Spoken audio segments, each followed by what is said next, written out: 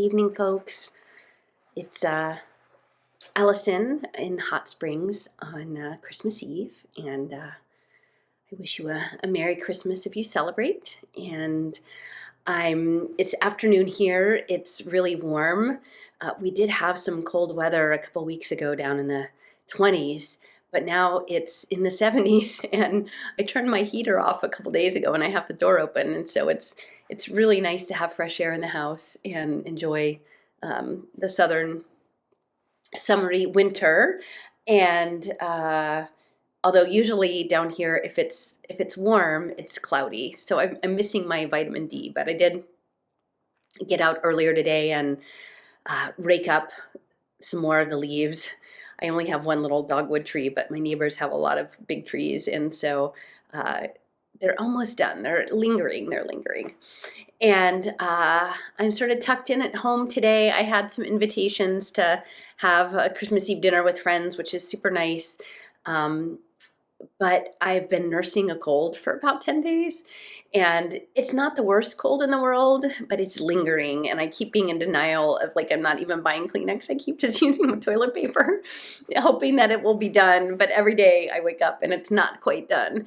But in the interest of not sharing it with other people, I'm just kind of sticking close to home, and I had canceled my plans to go see my mom in North Carolina, and that felt a little bit fraught, but I'm sort of moving beyond that and just enjoying found time. While I was sick, there were a couple days I was super foggy headed, and I couldn't really focus on anything. And I don't have TV; I just have my laptop, and so I couldn't really even concentrate to read. And then I was so congested I couldn't. Whenever I lie down, that's my go-to when I don't feel good. I just like sleep it off, but I could hardly breathe when I lie down. So once those first few days were over and I could get like my focus back, I ended up. I had a bunch of coating wool that I had gotten to make a cloak for our Renaissance Festival in October or early November. And so it goes is normally the Renaissance Fair, it's cold and rainy every year, like all weekend. It's just a pouring down rain and cold. And the only period appropriate attire for that is a cloak. And so I had planned to make myself a cloak, but fortunately it was really nice weather. And because the material took a month to arrive, and it arrived that very weekend. And so it's been sitting in my sewing room with some nice red garnet colored linen for the lining. And so I finally got around to making my Renaissance Fair cloak. And I think it's just going to be my everyday cloak, although not when it's 70 degrees. And it has a hood, and I have these really nice vintage, like bronze circular buttons that went on it. And I hand sewed buttonholes, which were not the best, but they were adequate. And I had washed all of that. The coating is like a medium dark gray, and I washed it and dried it before, so it's nice and thick and felty, and it's going to be awesome. Like, I love that I'm a person now that has a cape. So I did that, and then I did gear myself up. Over at the portal, we had a really nice solstice celebration on the 21st, and my job was to organize the fairy crafts. And so I did that, although not as many people made fairies as I wanted to. I think they were kind of tired after all of the other activities, but it was beautiful, and I had a chance to cut some greens. We have an area in the front of the sanctuary that it's like a buffet or something. It holds a big screen TV, and which is helpful. Like, I used it when I had my salon and I used my slides, but they had a sheet over the TV. And then that area where it was sitting, it was almost like a mantle. And so my friend Maria Barbara, she's the retired midwife in town and a musician, and she has 10 acres. So I went out and I cut little pine trees there's a prescribed burn. Her property backs up to the National Park Service National Forest. And so there are all these little baby pine trees. So we did some thinning of the pine trees, and I gathered some magnolia, which I always think is great for Southern Christmas, and seasonal flair. And there was a nice holly tree that had some really nice fruits on it. And so I collected a bunch of things, and I have a cedar down the block on some sort of shared property. And so I had that too. And so I arranged all the greenery on the buffet so that it looked sort of like a really nice mantle, and Star bought a bunch of battery powered tea lights. And so it was super, super nice looking. And then I think I showed you in one of my earlier videos, but I had all of these tie-dye flags that I've made, And so we had those all over all of the seats and hanging around. And part of the event, we had people sort of put their positive intentions for the next cycle, the coming new year, for themselves and the community into the flags and impress that. And so my to-do list for the coming few weeks is to use embroidery floss and sew them all onto roping that we're going to then hang them in the temenos in the woods. So I did finally resubscribe to Netflix so I could watch Maniac, the TV series, again. So I think that that's what I'm going to be doing for the New Year's days leading up to New Year's, is sewing flags and watching Maniac and getting more out of that with my toilet paper. So that was a super, super nice event. That was the one sort of social thing. I've canceled almost all my other social things. And, but it was, oh, the other nice thing is that Maria Barbara, she had these hand pans, which they almost look like upside down UFO saucers. I don't know. They're on a lot of ads of, like, on the little site, like the YouTube videos that I watch, that they have ads. There's always someone playing these pans, and they actually sound really awesome. And so she had 4, so she had all the notes. And so we sang like 5 different songs about the solstice. And a lot of them were about sort of, you know, like being quiet and being inward and being deep sort of in the winter, and also like our soul return and the sort of cyclical process of life and death. And it was great. And I don't read music. There are a lot of people here who are musicians, but they were really kind to let me sing along, even though I'm not really a music reader. And I have to say, it was super fun to be part of a group of people just singing. And I guess there were about 8 of us that sang the songs, and I love that. I think that should just be part of normal life. So anyway, so that was all the plus stuff here in terms of my last couple weeks. And other than that, I just like have my cold. So I'll get over it. Hopefully I'll be doing better. My friend, it's her birthday coming up in a couple days, and there's a place in Heber Springs, Arkansas, that there are a couple of ponds where trumpeter swans stay for the winter. And so you can go, and there's an area that the public's allowed to sort of take binoculars and go out and look at the swans. And so we're going to go try to see some swans in a couple days, and that's the next thing up that I have to look forward to. But before, one of the reasons I wanted to get on today, besides just giving you my like little newsy update, is, you know, I've been tucking in for the winter, ordering a bunch of books. Some of them are nerdy math books because I'm increasingly fascinated by topology, and I've been reading and / listening to, for the multiple time, Neil Stephenson's novel Fall: Dodge in Hell, which is supposedly a send up on Paradise Lost, but is really about emergent consciousness and math and fractals and embodiment and story and narrative and geology and all sorts of fascinating things. And so I've been while I was sewing, I was listening to Fall: Dodge in Hell, which I highly recommend for folks who are interested in the kinds of things that I research, because I think he's very spot on, and he's always very I don't know. I was telling my friend Laura, I'm like, he's like so Normalsville. He's at the, you know, presenting this at the Long Now Foundation, with Kevin Kelly, who I know, they all know all the things, and they never talk about the interesting stuff I would talk about. They all just are so blasé about it. So that's one of the books. And then, let's see, I was doing more mathy stuff with like projective geometry and topology. And I came across the work of Edward Frankel, who, he has some really interesting ideas about archetypes and math and the structure of reality. And if anyone is out there, like, I think Edward Frankel could understand the types of stuff I'm talking about with like subtle energy and archetypal fields and how it relates to how we construct reality and narrative. So I'm reading his biography. And then I have this other one by a mathematician who's since passed. His name is Ralph Abraham. And he was a mathematician at UC Santa Cruz. And he was involved with Rupert Sheldrake and Terence McKenna, sort of a psychedelic mathematician who went to India. And this is a book from, let's see, I think it's the 80s? No, 94. Okay, so this book is from 1994. It's called Chaos, Gaia, and Eros. And it's so fascinating because it was financially supported in part by Esalen and Brookhaven National Labs, which is a Department of Energy lab out on Long Island. And it's dedicated to Hypatia, which is fascinating because I think Steffers had alerted me to a guy, I think it's Bruce McClenahan, who is a professor at University of Tennessee, Knoxville, which is / Oak Ridge National Labs, who is both a nanotechnologist who happened to write a self-help book based on Hypatia. And it's all about sort of the Orphic mystery schools and Orphism. So this is a super, like, so far, I'm not sure exactly what I'm getting out of it, but he's talking about cycles, and he has a lot of listings about cycles and dynamical models and emergent systems. And so he does mention Vico, which is one of the key people that Donald Kuntz talks about.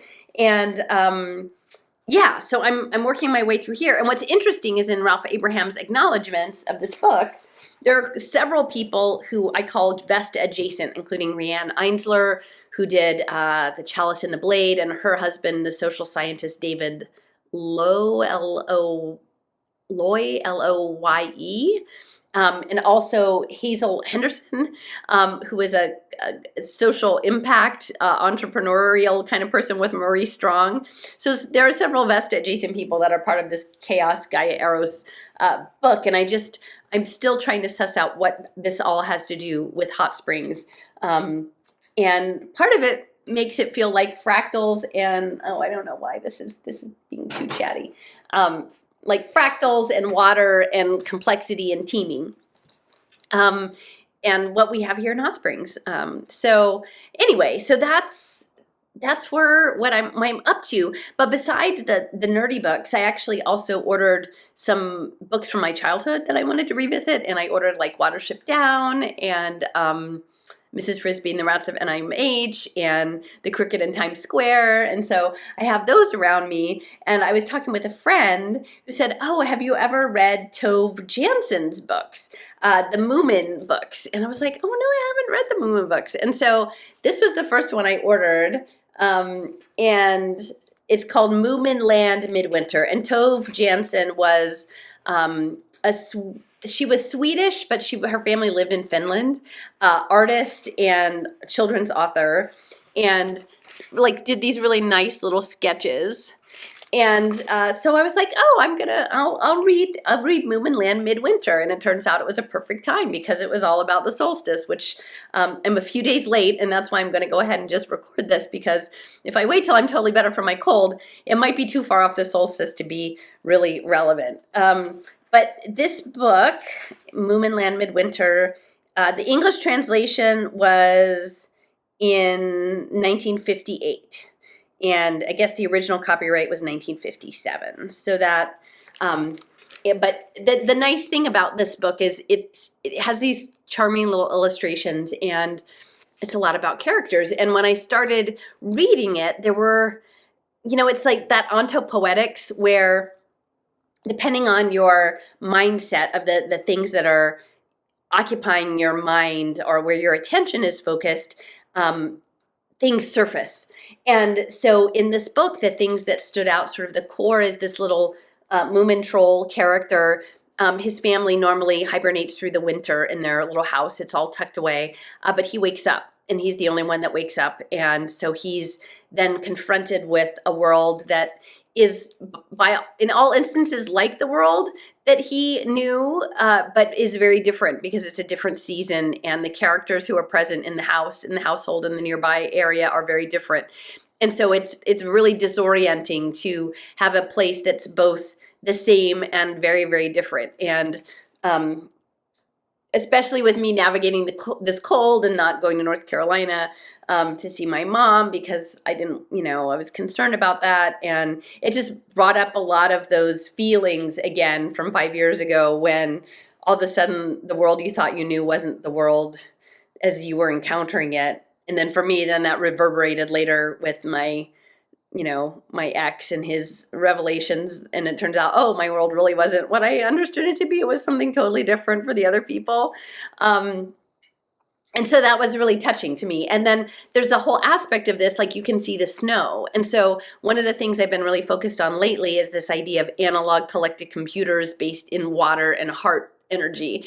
And so this idea of both relationality of him having to sort of figure out how to deal with some of these characters, some of whom are like prickly, like little Mai there, and interface with that in the right way, in the right language. And then this backdrop of snow and the different characters of the snow, whether it's beautiful or calm or fierce or using snow in different ways. So there's a lot of the crystalline water snow sort of phase shifting things going on. And then there's a section in here about ancestors. And so part of what I feel like I've been dealing with lately is lineage issues and these archetypal patterns that have probably reverberated down through epigenetics and everything for many years. And that's one of the things I really wanted to be able to go to North Carolina this trip was to, I don't know, sort of like graduate lineage school or whatever, or to see if I'd done enough work to move beyond some of these lineage challenges that I feel like I've had, both for myself and the people around me. And so the world just said, not yet, you're not ready yet. You've got a cold. You have to stay home and sew a cape. So there's this ancestor piece. And then at the end, he gets sort of tucked back in. His mom finally wakes up and then everything is okay, which I think is kind of how we would all like for it to be and how I imagine, however we are in this Maya grand illusion that we want to, like when we come out the other side, that all of the mess gets cleaned up and the lessons we've learned, we've integrated, and we can go to bed with a nice like down comforter and be tucked in and even the messes that lay behind us, that ultimately it's all okay because there's a benevolent God that loves us. So, okay, so I'm going to read Moominland Midwinter. And if you're not interested so much in the read aloud, feel free just to sign off and know that, I feel very blessed by the people who show up here and who are still interested in this journey. I think I had somebody comment like, oh, you're such a narcissist. And yeah, I guess this channel at this point is sort of about me and my journey, and maybe that there's aspects of me on my journey that might offer something into your journey, but I don't know. There's no guarantee here. And there's certainly no compulsion for you to be here or, give me money or do anything. I'm simply being present. And, when I was looking at my gene key thing or human design thing or something, it was like your job is to try to transform yourself and share that with other people. So for what it's worth, I didn't know that's what I was here for, but maybe that's what I'm here for, at least in part. So take it in stride. And if you're not so interested in what I'm doing over here, there's a lot of other places on the internet. Okay, so this is Moominland Midwinter. And it's cute at the beginning, and I know this is all going to be backwards, but there's all these little drawn characters, and there's the Moomin Mama, who's the center of the family, Moomin Papa. They don't show up much because they're asleep the whole time. Moomin Troll, he's the main character, as gullible as he is enthusiastic, but he's naive and good-natured, and so he's a good-natured creature. And the Snork Maiden, his lady friend, she's not really in this one. And Snufkin is this little guy, and he's gone off on a trip at the beginning, so he's sort of in the background. Sniff, I don't think Sniff is in here. The Groak is the terror and the unmentionable horror, but I feel bad for the Groak. I don't think the Groak is supposed to be that horrible. There's a Muskrat. The Muskrat isn't in the story, and these guys aren't in the story.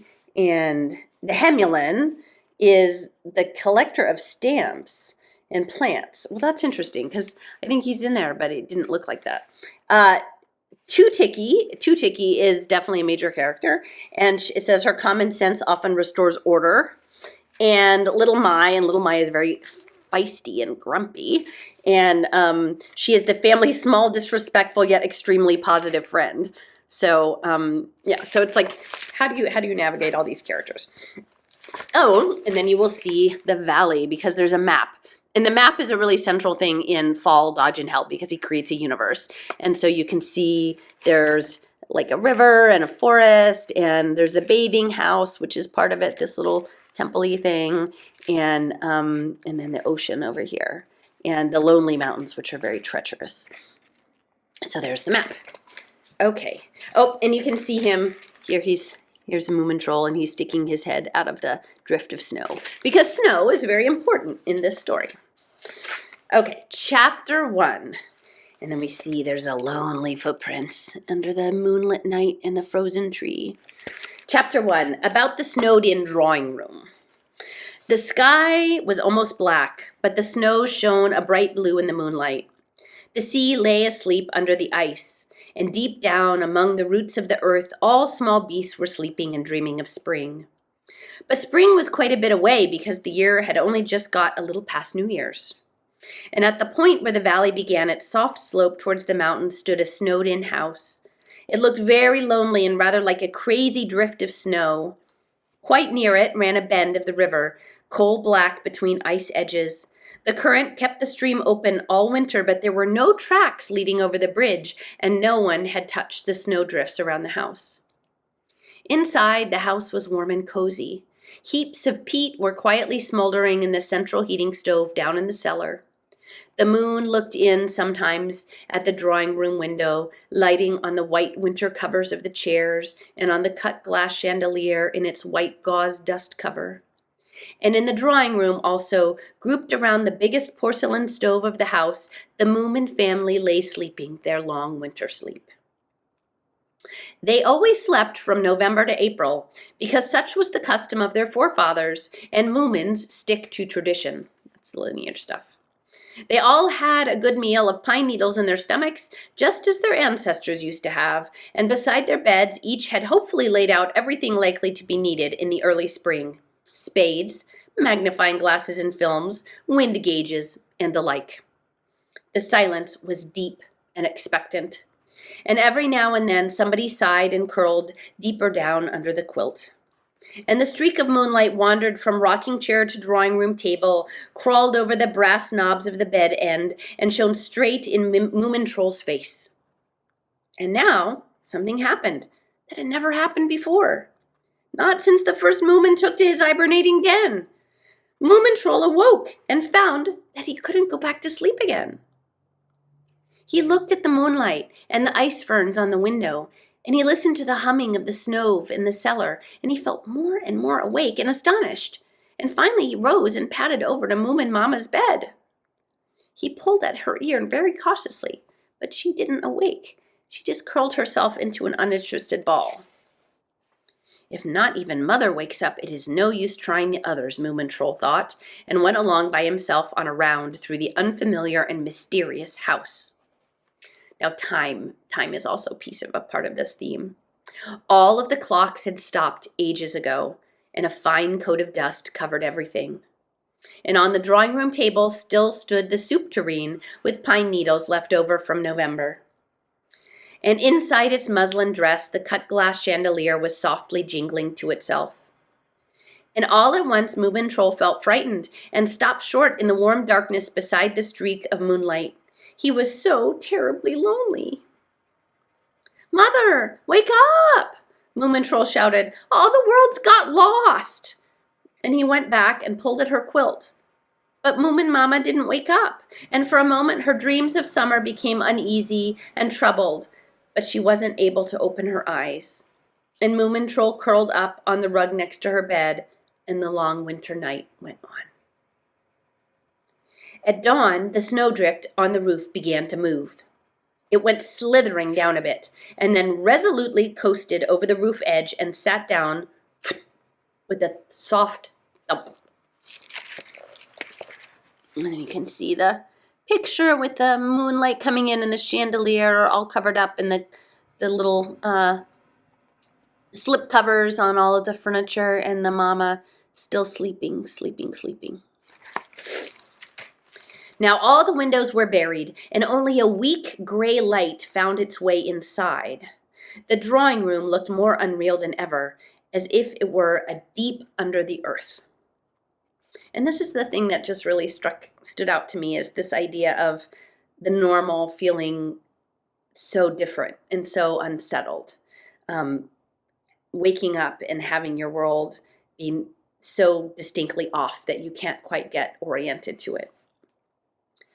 Moomin Troll pricked up his ears and listened long, and he lit the oil lamp and padded along to the chest of drawers to read Snufkin's spring letter.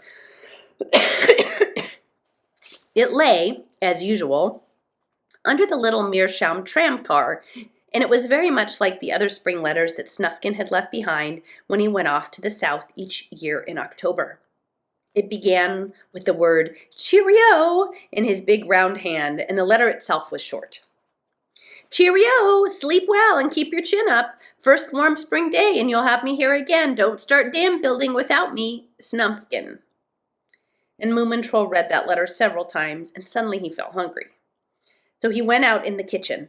It, too, was miles and miles under the earth, as it were, and it looked dismally tidy and empty. The larder was just as desolate, and he found nothing there except a bottle of loganberry syrup that had fermented and half a packet of dusty crackers. Moomin Troll made himself comfortable under the kitchen table and began to chew, and he read Snufkin's letter once more. And after that he stretched out on his back and looked at the square wooden clumps under the table corners. The kitchen was silent. Cheerio, whispered Moomin Troll. Sleep well and keep your chin up. First warm spring day, he said slightly louder. And then he sang at the top of his voice, You'll have me here again. You'll have me here, and spring is in the air, and it's warm and fair, and we'll be here, and there we are, and here and there in any year. And he stopped short when he caught sight of two small eyes that gleamed out at him from under the sink. And he stared back, and the kitchen was silent as before, and the eyes disappeared. Wait! Moomin Troll shouted anxiously, and he crept towards the sink, softly calling all the while, Come out, won't you? Don't be afraid. I'm good. Come back. But whoever it was that lived under the sink didn't come back. And Moomin Troll laid out a string of cracker crumbs on the floor and poured a little puddle of loganberry syrup. And there he is, looking under the cabinet. When he came back to the drawing room, the crystals in the chandelier greeted him with a melancholy jingle. I'm off, Moomin Troll said sternly to the chandelier. I'm tired of you all, and I'm going south to meet Snufkin. And he went to the front door and tried to open it, but it had frozen fast. And he ran whimpering from window to window and tried them all, but they were all stuck hard. And so the lonely Moomin Troll rushed up to the attic, managed to lift the chimney sweep's hatch, and clambered out onto the roof. A wave of cold air received him. He lost his breath, slipped and rolled over the edge, and so Moomin Troll was helplessly thrown out into a strange and dangerous world and dropped up to his ears in the first snowdrift of his experience. It felt unpleasantly prickly to his velvet skin, but at the same time his nose caught a new smell. It was a more serious smell than he had met before and slightly frightening, but it made him wide awake and greatly interested. The valley was enveloped in a kind of gray twilight. It also wasn't green any longer. It was white. Everything that had once moved had become immobile, and there were no living sounds. Everything angular was now rounded. This is snow, Moomin Troll whispered to himself. And to me, that's sort of the transformative aspect of the crystal water on everything. I have heard about it from Mother, and it is called snow. And without Moomin Troll knowing a thing about it, at that moment his velvet skin decided to start growing woollier. It decided to become by and by a coat of fur for winter use. And that would take some time, but at least the decision was made, and that's always a good thing. So I guess that's your participatory universe. You and the environment, responding to one another. Meanwhile, Moomin Troll was laboriously plodding along through the snow, and he went down to the river. It was the same river that used to scuttle transparent and jolly through Moomin Troll's summer garden. And now it looked quite unlike itself. It was black and listless, and it also belonged to this new world, in which he did not feel at home. For safety's sake, he looked at the bridge, and he looked at the mailbox. They tallied with memory, and he raised the lid a little, but there was no mail, except for a withered leaf without a word on it. He was already becoming used to the winter smell. It didn't make him feel curious anymore. He looked at the jasmine bush that was an untidy tangle of bare twigs and thought, It's dead. All the world has died while I slept. This world belongs to somebody else whom I don't know. Perhaps to Groke. It wasn't made for Moomins.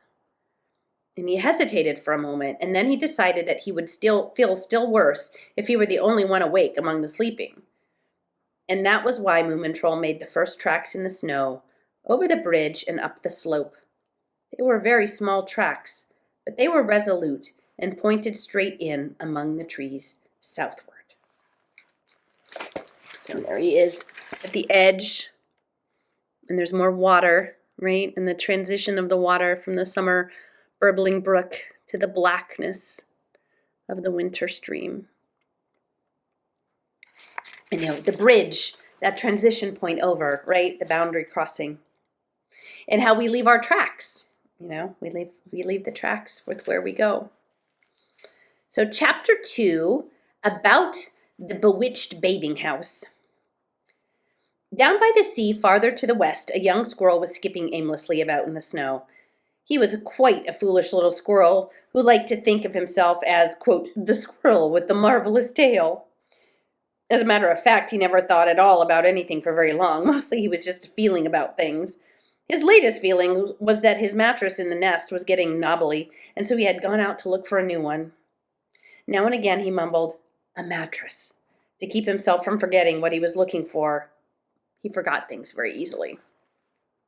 The squirrel went skipping this way and that, in among the trees and out on the ice, and he stuck his nose in the snow and pondered, and looked up at the sky and shook his head and skipped along, and he came to a cave on the hill and skipped inside. But when he had got there, he wasn't able to concentrate any longer, and he soon forgot about his mattress, and instead he sat down on his tail and began to think that people could just as well call him the squirrel with the marvelous whiskers. And behind the great snowdrift at the opening of the cave, somebody had spread out straw on the floor, and in the straw stood a large cardboard box with the lid partly raised. That's strange, the squirrel said aloud, with some surprise. That cardboard box wasn't here before, or must be something wrong about it. Or else this is the wrong cave, or I might be the wrong squirrel, but I wouldn't like to believe that. And he poked up a corner of the lid and put his head inside the box. It was warm, and it seemed to be filled with something soft and nice. And suddenly the squirrel remembered his mattress, and his small, sharp teeth cut into the soft stuffing and pulled out a tuft of wool. He pulled out one tuft after another, and soon he had his arms full of wool, and he was working hard with all four paws, and he felt extremely pleased and happy. And then, all at once, someone was trying to bite the squirrel on the leg, and like a streak of lightning, he whizzed out of the box, and then hesitated for a moment and decided to feel more curious than scared. And that's an interesting observation. The curious observer. Presently, an angry head with tousled hair appeared in the hole he had bitten in the wool. Are you all there, you? Said Little My. I'm not sure, said the squirrel.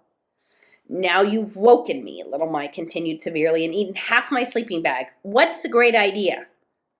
But the squirrel was so beside himself that he had forgotten his mattress again. Little My gave a snort and climbed out of the cardboard box. She closed the lid on her sister, who was still asleep, and went over and felt the snow with her paw. So, this is what it's like, she said. Funny ideas people get. And she squeezed a snowball and hit the squirrel on the head with her first throw. And then Little My stepped out from the cave to take possession of the winter. And she's very fierce. She's a lively character. The first thing she accomplished was to slip on the icy cliff and sit down very hard. I see, Little My said in a threatening voice. They think they'll get away with anything. And then she happened to think about what a My looks like with her legs in the air, and she chuckled to herself for a while. And she inspected the cliff and the hillside and thought a bit, and then she said, well now, and did a jumpy switchback slide far out on the smooth ice, and she repeated this 6 times more, and noticed that it had made her bottom cold. Little My went back to the cave and turned her sleeping sister out of the cardboard box. My had never seen a toboggan, but she had a definite feeling that there were many sensible ways of using a cardboard box. And as to the squirrel, he was sitting in the wood and looking distractedly from one tree to another. And not for the tale of him could he remember in which one he lived, nor what he had gone out to look for. So there And I think little Mai, she embodies the idea of playfulness, right? Embodied playfulness. And that's I think, really important to the theme of the day. Okay. Moomintroll hadn't come very far south when darkness was already creeping under the trees, and at every step his paws sank deep in the snow, and the snow was not in the least as exciting as it had been. The silence and stillness of the wood were complete, and only now and then a large sheaf of snow came thumping down from a tree, and the branch from which it had fallen rocked a little, and that's all it was, and it was all lifeless again. The world's asleep, Moomintroll thought. It is only I who am awake and sleepless. It is only I who have to wander and wander day after day and week upon week until I too become a snowdrift that no one will even know about. And just then the wood opened out, and before him stretched another valley, and on the other side of it he saw the lonely mountains. And they rolled away southward in wave upon wave. Never had they looked more lonely.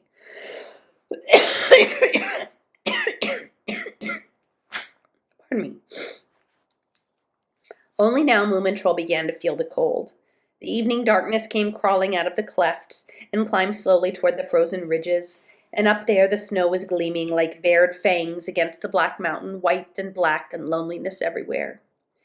Somewhere on the other side of it all is Snufkin, Moomintroll said to himself. He is sitting somewhere in the sun peeling an orange. If only I knew that he knew that I was climbing these mountains for his sake, then I could do it, but all alone I will never manage. And Moomintroll turned around and slowly plodded back down in his own tracks. It's the teaming thing, right? None of us want to be alone. I will wind all the clocks, he thought, and perhaps that will make spring come a tiny bit earlier. And someone might wake up if I happen to break some big thing. Breaking time. But he knew in his heart that no one would wake up. And then something happened. A small track went scuttling across Moomintroll's own track, and he stopped and stood looking for a long time. Something alive had padded through the wood, perhaps no more than half an hour ago. It couldn't have gone far. It had gone towards the valley, and it must have been smaller than himself. Its paws had hardly sunk into the snow at all. Moomintroll felt all hot inside, from the tip of his tail to the tops of his ears. "Wait!" he shouted. "Don't leave me alone!" And he whimpered a little as he went stumbling along again through the snow. And all of a sudden he felt a great terror of the darkness and the loneliness, and his fright must have hidden itself somewhere all the time, since he awoke in the sleeping house. But this was the first time he dared to feel really afraid. Now he didn't shout any more because he thought how horrible it would be if no one answered him, and he didn't even dare to lift his nose from the track, which was hardly visible in the dark. He just crawled and stumbled along and whimpered softly to himself. And then he caught sight of the light, and it was quite small, and yet it filled all the wood with a mild red glow. Moomintroll calmed down. He forgot the track and continued slowly on his way, looking towards the light, until at last he saw that it was an ordinary candle, thrust steadily upright in the snow. And around it stood a small sugar loaf of a house built of round snowballs, and they looked transparent and slightly orange-yellow, like the shape of an oil lamp at home. And on the other side of the lamp someone had dug herself a cozy hole, someone who lay looking up at the serene winter sky, whistling very softly to herself. "What song is that?" asked Moomintroll. "It is a song of myself," someone answered from the pit. "A song of Tootikki, who built a snow lantern, but the refrain is about wholly other things." And you can see the wood and Tootikki and her little hat and her little striped shirt, and then the little snowballs with the candle underneath making the lantern and throwing the shadows. It's so beautiful. And I love the idea of the song of Tootikki because, Levin's colleague Richard A. Watson, he has a whole section called The Songs of Life and Mind, where he posits that we are actually songs, and that lineages are sort of orchestral movements going through time, and that we're instances within these larger songs. So a song of Tootikki sounds perfectly right. "I see," said Moomintroll, and seated himself in the snow. No, you don't, replied Two-Ticky genially and rose up enough to show her red and white sweater. Because the refrain is about things that one can't understand. Okay, so I just want to repeat this section because this is one of the ones that was like, oh my gosh, this is really deep. Because they're attracted by the light, and the light is refracting through the snowballs. And it's not just ice, but it's actually spheres, right? And the resonance of the spheres and the candle in the middle of the woods. And it's bringing them together. And they're talking about songs of life and what reality is. Okay. So what song is that? Asked Moomin Troll. It is a song of myself, someone answered from the pit, a song of Two-Ticky, who built a snow lantern, but the refrain is about wholly other things. I see, Moomin Troll said, and seated himself in the snow. No, you don't, replied Two-Ticky genially, and rose up to show her red and white sweater. Because the refrain is about the things one can't understand. I'm thinking about the aurora borealis. You can't tell if it really does exist or if it just looks like existing. All things are so very uncertain, and that's exactly what makes me feel reassured. And she lay down in the snow again and continued, looking up at the sky, and it was quite black by now. And Moomin Troll also put his nose up and looked at the sparkly northern lights that probably no Moomin before him had ever seen. And they were white and blue and a little green, and they draped the sky in long, fluttering curtains. I think it exists, he said. Two-Ticky did not reply.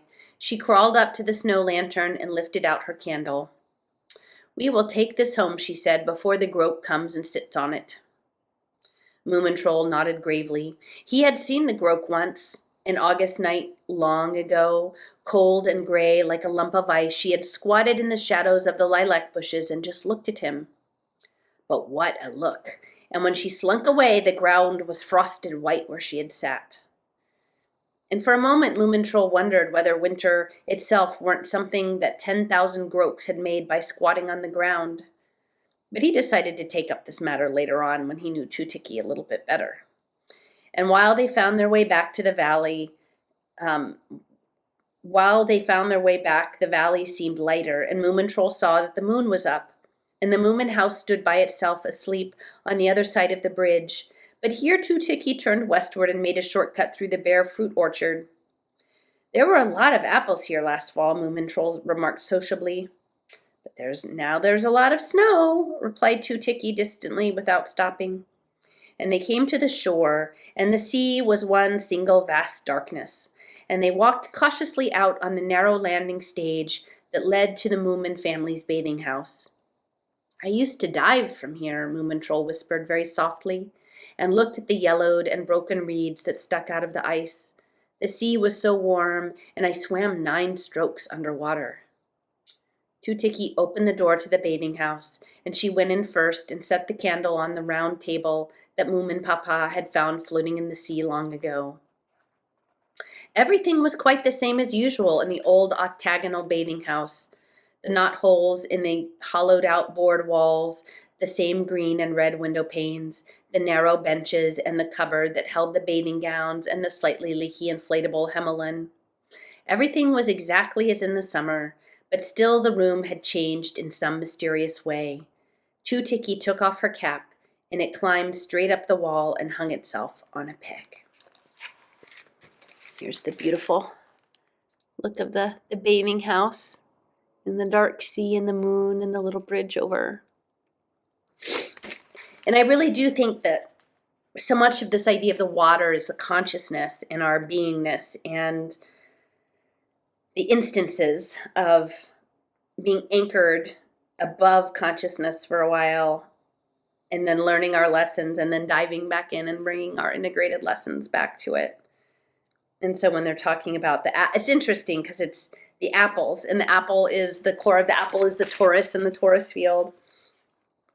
And then the snow is being the crystals and the bathing house, right? The liminal place between where you swim. The sea, swimming in the sea, swimming underwater, and then having that home base of the bathing houses seems very symbolic, at least for me. I'd like to have a cap like that, said Moomintroll. You don't need any, said Two-Ticky. You can always wiggle your ears and keep warm that way, but you've got cold paws. And across the floor 2 woolen socks came waddling and laid themselves down before Moomintroll. And at the same time a fire was kindled into the 3-legged iron stove in the far corner, and someone started cautiously to play the flute under the table. He's shy, Two-Ticky explained. That's why he plays under the table. But why doesn't he even show himself? Asked Moomintroll. They're all so shy they've gone invisible, Two-Ticky replied. They're 8 very small shrews who share this house with me. Well, this is Papa's bathing house, Moomintroll said. Two-Ticky gave him a serious look. You may be right, and you may be wrong, she said. In the summer it belonged to a Papa. In the winter it belongs to Two-Ticky. A pot started to boil on the stove, and the lid was lifted off, and a spoon stirred the soup, and another spoon put in a pinch of salt, and tidily returned itself to the windowsill. Outside, the cold sharpened toward the night, and the moonlight was reflected in all the green and red panes. Tell me about the snow, Moomintroll said, and seated himself in Moomin-Papa's sun-bleached garden chair. I don't understand it. I don't either, said Two-Ticky. You believe it's cold, but if you build yourself a snow house, it's warm. You think it's white, but at times it looks pink, and another time it's blue. It can be softer than anything, and then again harder than stone. Nothing is certain. And I love that part too. I'm going to read that again. Tell me about the snow, Moomintroll said, and seated himself in Moomin-Papa's sun-bleached garden chair. I don't understand it. I don't either, said Two-Ticky. You believe it's cold, but if you build yourself a snow house, it's warm. You think it's white, but at times it looks pink, and another time it's blue. And it can be softer than anything, and then again harder than stone. Nothing is certain. A bowl of fish soup came carefully gliding through the air and put itself on the table before Moomintroll. Where have your shrews learned to fly? He asked. Well, said Two-Ticky, better not ask people about everything. They might like to keep their secrets to themselves. Now don't you worry about the shrews nor about the snow. Moomintroll drank his soup. He looked at the cupboard in the corner and thought of how nice it was to know that his own old bathing gown was hanging inside, and that something certain and cozy still remained in the middle of all of these new and worrying things. He knew that his bathing gown was blue, and that its hanger was missing, and that there was probably a pair of sunglasses in the left pocket. And after a while he said, That is where we always keep our bathing gowns. Mother's is hanging farthest from the door. And Two-Ticky reached out her paw and caught a sandwich. Thanks. You must never open that cupboard. You'll have to promise me. Well, I won't promise anything, Moomintroll said surlily, and he looked down in his soup bowl. And all of a sudden he found that it was the most important thing in the world to open that door and to see for himself whether the bathing gown was still there. The fire was going nicely. It roared in the stovepipe. The bathing house was warm and pleasant, and under the table the flute took up its lonely tune. Invisible paws carried empty bowls away, and the candle burned down, and the wick drowned in a lake of wax, and now the only light came from the red eye of the stove and the pattern of red and green moonshine squares on the floor. I'm sleeping at home tonight, Moomintroll said sternly. Fine, replied Two-Ticky. Moon hasn't gone down yet, so you'll find your way easily. And the door glided open by itself, and Moomintroll stepped out on the snowy planks. Never mind, he said. Anyway, my blue bathing gown is in the cupboard. Thanks for the soup. And the door glided shut, and all around him was nothing but silence and moonlight. He looked quickly out over the ice and thought that he could see the big, clumsy Groke shuffling along somewhere near the horizon, and he imagined her waiting behind the boulders on the shore. As he passed through the wood, her shadow was silently creeping behind every tree trunk, that the Groke who sat down on every light and bleached every color. And finally Moomintroll came home to his sleeping house, and slowly he climbed the enormous snowdrift on the northern side and crawled up to the hatch in the roof. And the air inside was warm and Moomin-smelling, and the chandelier jingled in recognition when he padded over the floor, and Moomintroll lifted the mattress from his bed and laid it on Moomin-Mamma's bedside rug, and she sighed a little in her sleep and mumbled something he couldn't understand. And then she laughed to herself and rolled a little nearer to the wall. I don't belong here any more, Moomintroll thought. nor there. I don't even know what's waking and what's a dream." And then, in an instant, he was asleep, and the summer lilacs covered him in their friendly green shadow. And I love that. It's very touching. You don't belong here anymore, nor there. I don't even know what's waking and what's a dream. It's very deep, very deep. Little Mai lay in her frayed sleeping bag feeling very vexed.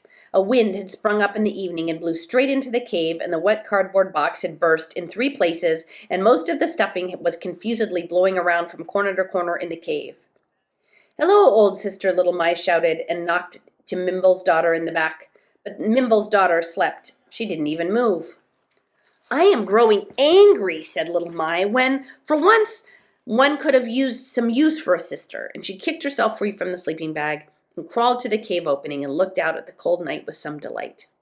"I'll show you all," Little Mai muttered grimly, and coasted down the slope. The shore was lonelier than the end of the world, if indeed anyone has been there, and with low whispers the snow was sweeping its large fans over the ice, and everything was dark because the moon had set.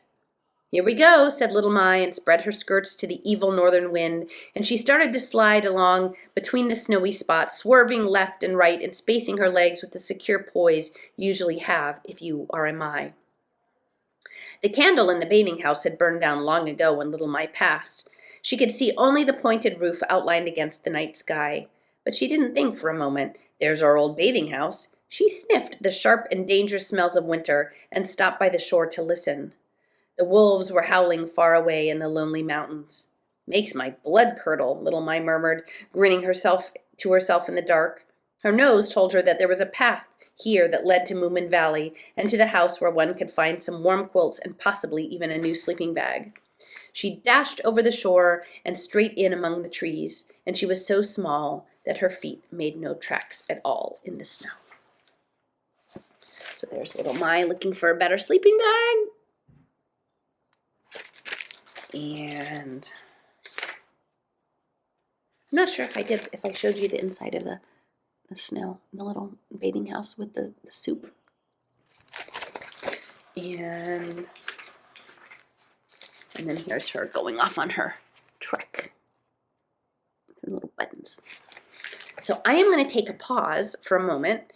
And yesterday I had enough energy to bake bread, and I made a big pot of cream of tomato soup. And my tomato plants had lots of green tomatoes at the end of the season, and my friend Laura, when she came to visit, she helped pick all of my tomatoes, and we laid them out, and gradually over time, they did ripen. Some of them were still ripening as of last week, but I finally gave up on the last ones. But I have had lots of tomatoes that I cored, and I just rinsed them and froze them whole and put them in freezer bags. And so I used 3 freezer bags full of tomatoes, and I made this beautiful soup. And then I stirred in a chunk. I chopped up basil with olive oil and just stored it in 1/4 cup containers and topped it with olive oil so it wouldn't get oxidized. And so I plopped that in the tomato soup, and it was excellent. And so I'm gonna pause for a moment now because I think I'm just gonna read through the whole thing tonight because that would be a nice way to do Christmas Eve. But I'm gonna have a soup break, and then I will be back. Okay, back from soup, which was very good. Okay, so chapter 3, we have Tutiki, and it took me a minute to figure out what was going on there, but I think it's a bench covered in snow, and then she's cleared off a little bit of the bench from snow, and that's where she's sitting. So she's sitting on this odd snow-covered bench. Chapter 3 is almost about the snow horse and the great cold. All the clocks were running again. Moomin Troll felt a little less lonely after he had wound them up. As time was lost anyway, he set them at different hours, and perhaps one of them would be right, he thought. And again, time, it's interesting. Every so often they struck, and now and then the alarm clock went off, and it comforted him, but he could never forget the one terrible thing, that the sun didn't rise any longer.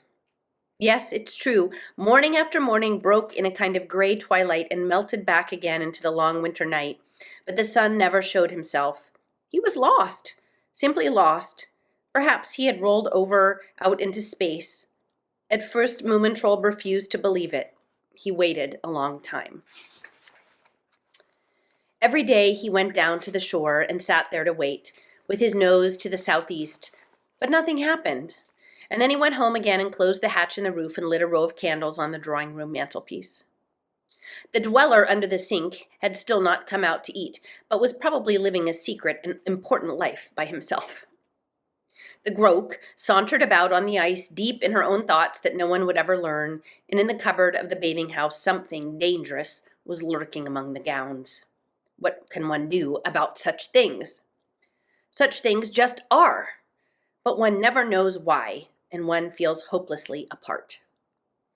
And I think that's a very deep thought, right? There are these things that happen in life, and we don't know why. And we're still trying to figure it out, but it feels like a lonely journey to figure things out. Moomintroll found a large box of paper decals in the attic and lapsed into longing admiration of their summer beauty.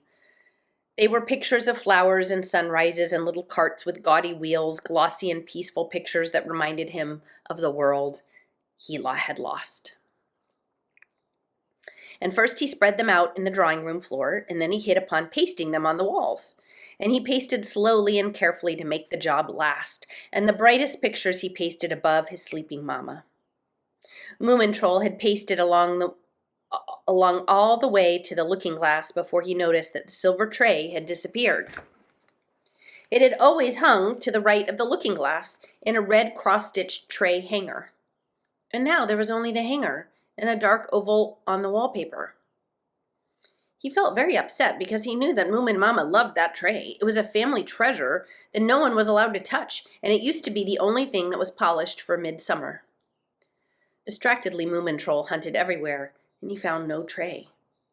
But he discovered that several other things were missing also, such as pillows and quilts and flour and sugar and a teapot, even the egg cozy with the rose embroidery. Moomintroll felt deeply offended because he regarded himself as responsible on behalf of the sleeping family. First he suspected Dweller under the sink. And then he also thought of the Groke and the mystery of the bathing house cupboard. But the guilty one could indeed be anybody. The winter probably was peopled with strange creatures who acted mysteriously and freakishly. You know, that's the thing in the world that is unexpected. There are many scary and unknown things.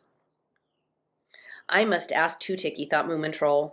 True, I intended to punish the sun by staying at home until he comes back, but this is important.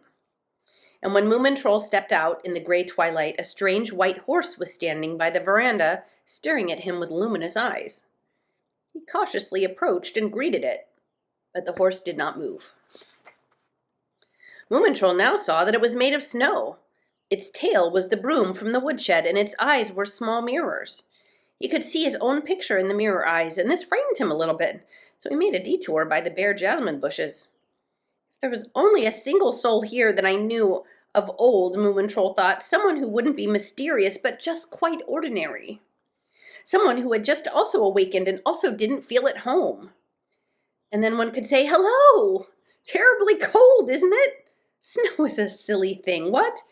Have you seen the jasmine bushes? I mean, remember last summer when... Or things like that. And here's the picture of the horse with the mirror eyes looking up, made out of snow. And you know, when I read that section about just wanting to have confirmation from someone else of what you believed you understood and what the new reality is, like I think we can all feel that so closely. And now that I know about active inference, right, and Carl Friston and the Markov blankets and Bayesian models and you know how we thought the world is, and then we show up and somehow that version of the world isn't there anymore, and then what we have to do to sort of figure out our new niche construction. But that's one of the sections in the book about fall, dodge, and hell. They're talking about flying and qualia. There's a lot in there about qualia. And this book, too, is a lot about qualia, right? Our individual feelings and senses and how we make sense of things. But that it's not just individual qualia, like how you experience it. It's also this idea of intersubjectivity, that it's not just an individual experience. It's that we experience it individually, and then we want to share it with others and build models together. And so the section about, like, if there was just a single person I could talk to be like, isn't this crazy? It would feel so much better. And that touches my heart. Two-Tiki sat on the bridge parapet singing. I'm Two-Tiki, and I've made a horse, she sang, a wild white horse that goes a gallop, stamping o'er the ice in the night, a white and solemn horse that goes a gallop, carrying the great cold upon his back. And then the refrain followed. How do you mean? Asked Moomintroll. I mean that we'll spill river water over him tonight, Two-Tiki said, and then he will freeze during the night and become all ice. And when the great cold comes, he will gallop off and never return any more. And Moomintroll was silent. And then he said, well, someone's carrying off things from our house. That's nice, isn't it? Replied Two-Tiki cheerfully. I mean, you've got too many things about you, as well as things you remember and the things you're dreaming about. And then she started the second stanza. And Moomintroll turned about and stomped away. She doesn't understand me, he thought. Behind him, the exultant chant went on. Sing all you want, Moomintroll muttered, angry to the point of crying. Sing about your horrible winter with the black ice and the unfriendly snow horses, and people who never appear but only hide and are strange. And he tramped up the slope and he kicked at the snow, and his tears froze on his nose, and suddenly he started to sing his own song. And he sang it at the top of his voice so that Two-Tiki would hear it and be put out. This was Moomintroll's angry summer song. Listen, winter creatures who have sneaked the sun away, who are hiding in the dark and making all the valley gray.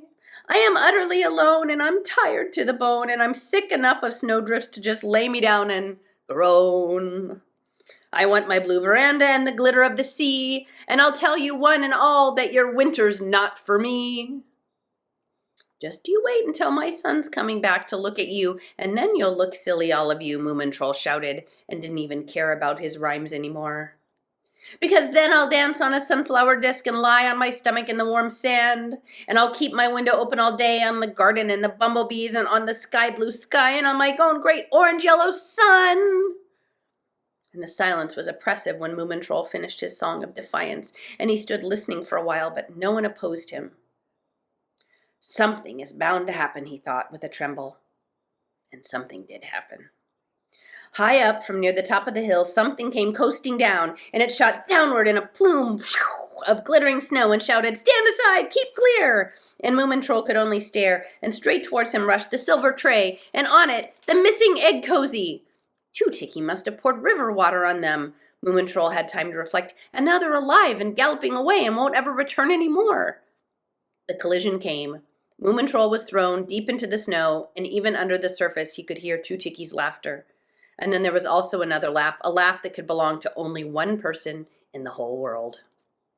Little My! Shouted Moomintroll with his mouth full of snow, and he clambered to his feet, beside himself with happiness and expectation. And yes, there she was, sitting in the snow, and she had cut holes for her head and arms in the egg cozy, and an embroidered rose adorned the middle of her stomach. Little My! Cried Moomintroll again. Oh, I can't even guess. It's been so strange, so lonely. I mean, do you remember last summer when? But now it's winter, said Little My, and fished for the silver tray in the snow. We took a good tumble, didn't we? I woke up, and I couldn't go to sleep again, Moomintroll told her, and the door had stuck, and the sun was lost, and not even the dweller under the sink would... Quite, Little My said cheerfully. So then you started pasting decals on the walls, and you're the same old Moomintroll. Now, I wonder if I could speed up this tray a bit if I rubbed it with candle wax. That's an idea, said Two-Tiki. I suppose I'll get quite a kick out of it out on the ice, said Little My, if one can find something for sale in the Moomin house. And Moomintroll looked at them and thought a while, and then he said quietly, You can always borrow my sun tent. And the same afternoon, Two-Tiki felt in her nose that the great cold was on her way, and she poured river water over the horse and carried armfuls of wood to the bathing house. Keep inside today, because she'll be comin', Two-Tiki said. And the invisible shrews nodded and agreeing, and the rustle was heard from the cupboard, and Two-Tiki went out to warn the others. Take it easy, said Little My. I'll be coming in when I feel the pinch in my toes, and all I have to throw is some straw over my sister. Steered her silver tray out on the ice. Steered her silver tray out on the ice. And Two-Tiki continued on her way towards the valley. And there's the picture of Little My in the egg cozy and the silver tray sledding toboggan and bumping into Moomin Troll.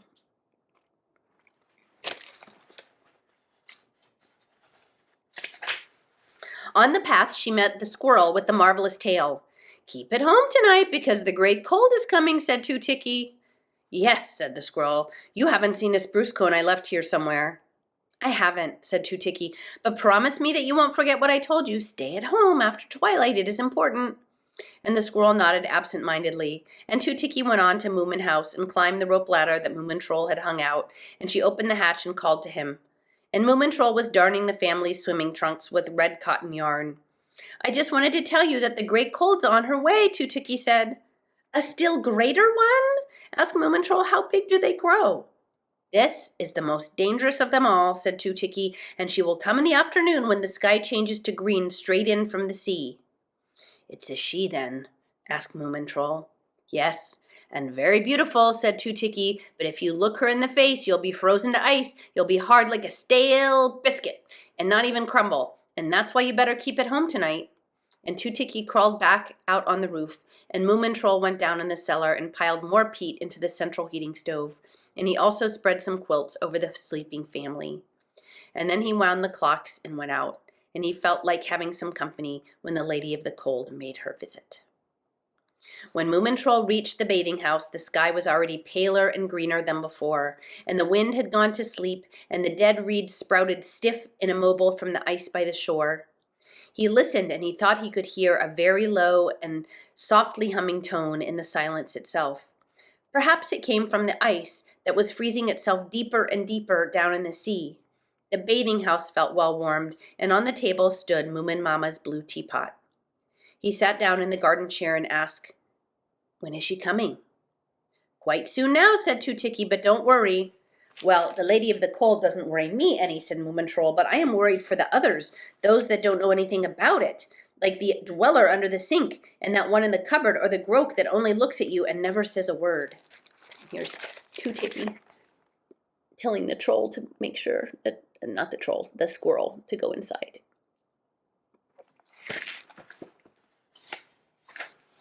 Two-Tiki rubbed her nose and thought, well, it's like this, she said. There's such a lot of things that have no place in the summer and autumn and spring, and everything that's a little shy and a little rum, and some kinds of odd night animals and people that don't fit in with the others that nobody really believes in. They keep out of the way all year, and then when everything is quiet and white and the nights are long and most people are asleep, then they appear. Do you know them? Asked Moomin Troll. Some of them, replied Two-Tiki. The dweller under the sink, for instance, quite well, but I believe that he wants to lead a secret life, so I can't introduce you to each other. And Moomin Troll kicked the table leg and sighed. I see, he replied, but I don't want to lead a secret life. Here one comes stumbling into something altogether new and strange, and not a soul even asking one in what kind of world one has lived before. Not even little mine wants to talk about the real world. And how does one tell which one is the real one? Said Two-Tiki with her nose pressed against a pane. Here she is. I'm going to read that section again because I think it's really good. Two-Tiki rubbed her nose and thought, well, it's like this, she said. There are such a lot of things that have no place in the summer and autumn and spring, and everything that's a little shy and a little rum, and some kinds of odd night animals and people that don't fit in with the others that no one really believes in, and they keep out of the way all year. And then when everything's quiet and white and the nights are long and most people are asleep, then they appear. Do you know them? Asked Moomin Troll. Some of them, replied Two-Tiki. The dweller under the sink, for instance, quite well. But I believe that he wants to lead a secret life, and so I can't introduce you to each other. Moomin Troll kicked at the table leg and sighed. I see. But I don't want to lead a secret life. And here one comes stumbling into something altogether new and strange, and not a soul even asking one in what kind of a world one has lived before. Not even little Mai wants to talk about the real world. And how does one tell which one is the real one? Said Tutiki, with her nose pressed against a pane.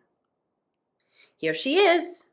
And the door was pushed open, and little Mai sent the silver tray clattering in along the floor. The sale's not bad, she said, but what I really need now is a muff. Your mom's egg cozy will never do, no matter where I cut the holes, and already it looks like something one wouldn't even have the cheek to give away to a displaced hedgehog. Well, I can see that, replied Moomintroll with a bleak look at the egg cozy. And little Mai threw it on the floor, and it was immediately tidied off into the stove by the invisible shrew. Well, is she coming? Said little Mai. I think so, said Tutiki quietly. Let's take a look outside. And then they went onto the landing stage and sniffed toward the sea. The evening sky was green all over, and all the world seemed to be made of thin glass. Here they are. They're huddled around the stove, little Mai and Tutiki and Moomintroll.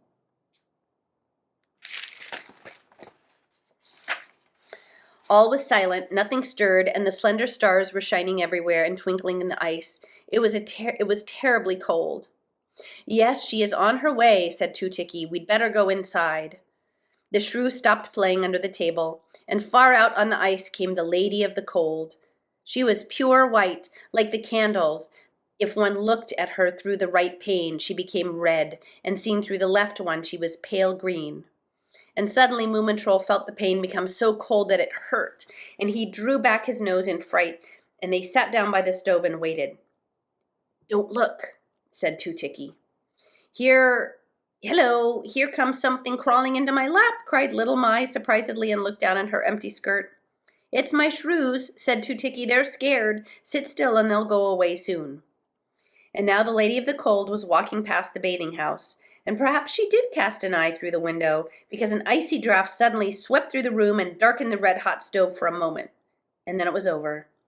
And feeling a little embarrassed, the invisible shrews jumped down from little Mai's lap, and everybody rushed to the window and looked out. The Lady of the Cold was standing by the reeds, and her back was turned, and she was bending down over the snow. It's the squirrel, said Tutiki. He's forgotten to stay at home. The Lady of the Cold turned her beautiful face towards the squirrel and casually scratched him behind one ear. Bewitched, he stared back at her straight into her cold blue eyes, and the Lady of the Cold smiled and continued on her way. But she left the foolish little squirrel lying stiff and numb with all its paws in the air. Too bad, said Tutiki grimly, and pulled her cap over her ears. She opened the door, and a cloud of white snow fog came whirling in. She darted out, and in a moment she slipped back in and laid the squirrel on the table. And there's the squirrel with his legs sticking. The invisible shrews came running with hot water and rolled the squirrel in a warm towel, but his little legs sprouted just as sadly and stiffly in the air, and he did not move a whisker. He's quite dead, said little Mai matter-of-factly. At least he saw something beautiful before he died, said Moomintroll in a trembling voice. Oh well, said little Mai. In any case, he's forgotten it by now, and I'm going to make myself a sweet little muff out of his tail. But you can't, Moomintroll cried, very upset. He must have his tail with him in the grave, because he has to be buried, hasn't he, Tutiki? Replied Tutiki. It's very hard to tell if people take any pleasure in their tails when they're dead. Please, said Moomintroll, don't talk about him being dead all the time. It's so sad. Well, when one's dead, then one's dead, said Tutiki kindly. I mean, this squirrel will become earth all in his time, and later on there will grow trees from him and new squirrels skipping about in them. Do you think that is so very sad? Perhaps not, said Moomintroll and blew his nose, but in any case he's going to be buried tomorrow, and his tail too, and we will have a nice and very proper funeral. And the following day it was very cold in the bathing house, and the fire was lighted in the stove, but evidently the invisible shrews were tired. And the coffee pot that Moomintroll had brought from the home had a thin layer of ice under the lid. Moomintroll wouldn't take any coffee on consideration for the dead squirrel. You'll have to give me my bathing gown, he said solemnly. Mother's told me that funerals are always cold. Well, turn your back and count to 10, said Two Ticky. And Moomin Troll turned toward the window and counted, and at 8, Two Ticky shut the cupboard door and gave him his blue gown. Oh, you remembered that mine was the blue one, Moomin Troll said happily, and he stuck his paws in the pockets at once, but found no sunglasses there, only a little sand and a perfectly round and smooth white pebble. He closed his paw around the pebble. Its roundness held all of the security of summer, and he could even imagine that it was still a little bit warm from lying in the sun. You look as if you were at the wrong party, said Little My. Moomin Troll didn't look at her. Are you coming to the funeral or not? He asked in a dignified manner. Of course we're coming, said Two Ticky. He was a nice squirrel in his way. Especially the tail, said Little My. And they wrapped the squirrel up in an old swim cap and stepped out into the bitter cold. The snow crunched under their paws, and their breath became clouds of white smoke, and Moomin Troll soon felt his nose stiffen so that it was impossible to wrinkle it. Tough going, this, said Little My happily, and skipped across the frozen shore. Can't you slow up a bit? Asked Moomin Troll. This is a funeral. And he was able to draw only very short breaths of icy air. I never knew you had any eyebrows at all, said Little My interestedly. I never knew you had any eyebrows at all, said Little My interestedly, and now they are all white, and you look more confused than ever. That's rhyme, said Two Ticky sternly, and keep quiet now, because neither you nor I know anything about funerals. Moomin Troll cheered up. He carried the squirrel up to the house and laid it before the snow horse, and then he went up on the rope ladder and down into the warm, peaceful drawing room where everyone was asleep. And he searched all the drawers, he ransacked every place, but he didn't find what he needed. He went to his mother's bed and whispered a question in her ear, and she sighed and turned around, and Moomin Troll repeated his whisper. And then Moomin Mama answered from the depths of her womanly understanding of all that preserves tradition. Black bands. They're in my cupboard top shelf to the right. And she sank back into her winter sleep again. But Moomin Troll took out the ladder from under the staircase and climbed up to the top shelf of the cupboard. And there he found the box with all those superfluous things that can sometimes be absolutely necessary.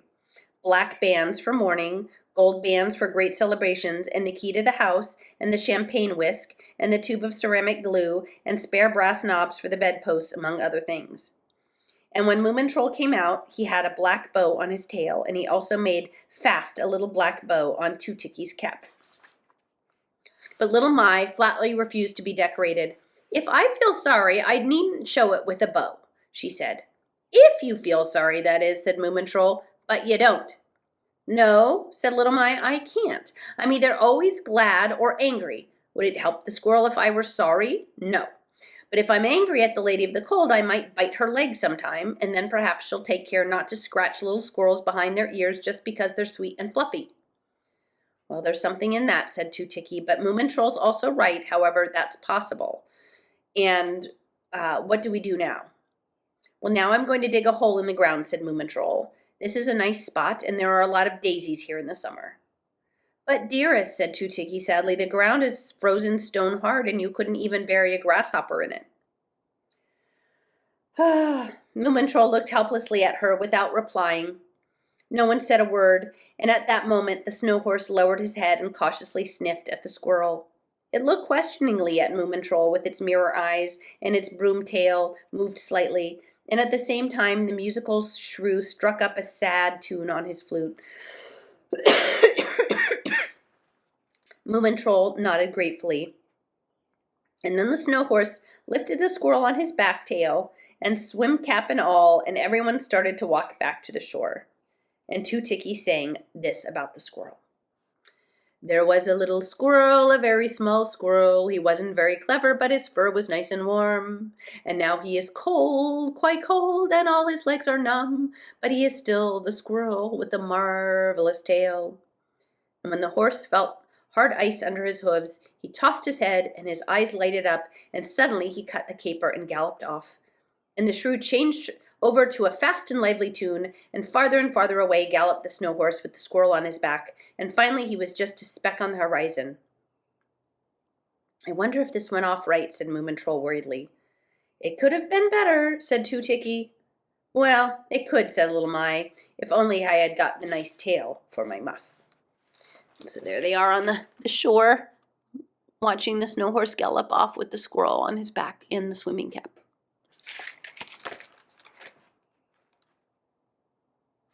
I'm not sure if I did these other pictures. So they're going in the bathing outfit, and then this is Moomintroll asking Moomin Mama where the black bands are.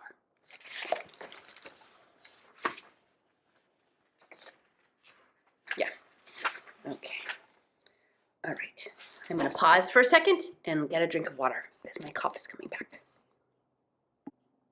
Okay, chapter 4, about the lonely and the rum. And then got these little creatures carrying off a fallen tree. A few days after the squirrel's funeral, Moomintroll noticed that someone had stolen Pete from the woodshed. There were broad tracks in the snow outside, just as if heavy sacks had been lugged off. It can't be Mai, thought Moomintroll. She's much too small, and Tooticky takes only what she needs. It must be the Groke. He followed the trail with bristling neck fluff. There was no one else to keep watch over the family's fuel, and this was a matter of honor. The trail ended up on the top of the hill behind the cave.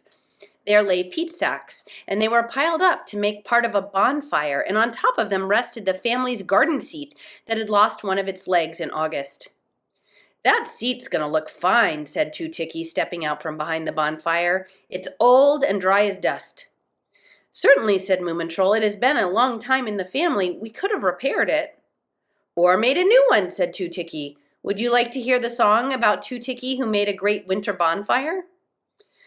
By all means, replied Moomintroll good-naturedly, and Tooticky started at once to stamp around slowly in the snow while she sang as follows. Here come the dumb, the lonely and the rum, the wild and the quiet. Thud goes the drum, crackle goes the bonfire, glowing in the white snow. Swish go the tails, swinging through the light snow. Thud goes the drumming in the black, black night. I've had enough of your snow and night, cried Moomintroll, and no, I wouldn't like to hear that refrain. I'm cold, I'm lonely, and I want the sun back again. But that's exactly why we burned the great winter bonfire tonight, said Tooticky. You'll get your sun back tomorrow. My son, repeated Moomintroll in a trembling voice. Tooticky nodded and rubbed her nose, and Moomintroll was silent a long while. Then he cautiously asked, Do you think he'd notice if the garden seat was there or not? Now listen, replied Tooticky sternly. This bonfire is 1,000 years older than your garden seat. You ought to feel honored by it being good enough to be laid on the top. And Moomintroll said no more. I'll have to explain that to the family, he thought, and perhaps there will be new driftwood and a new garden seat on the shore after the spring gales.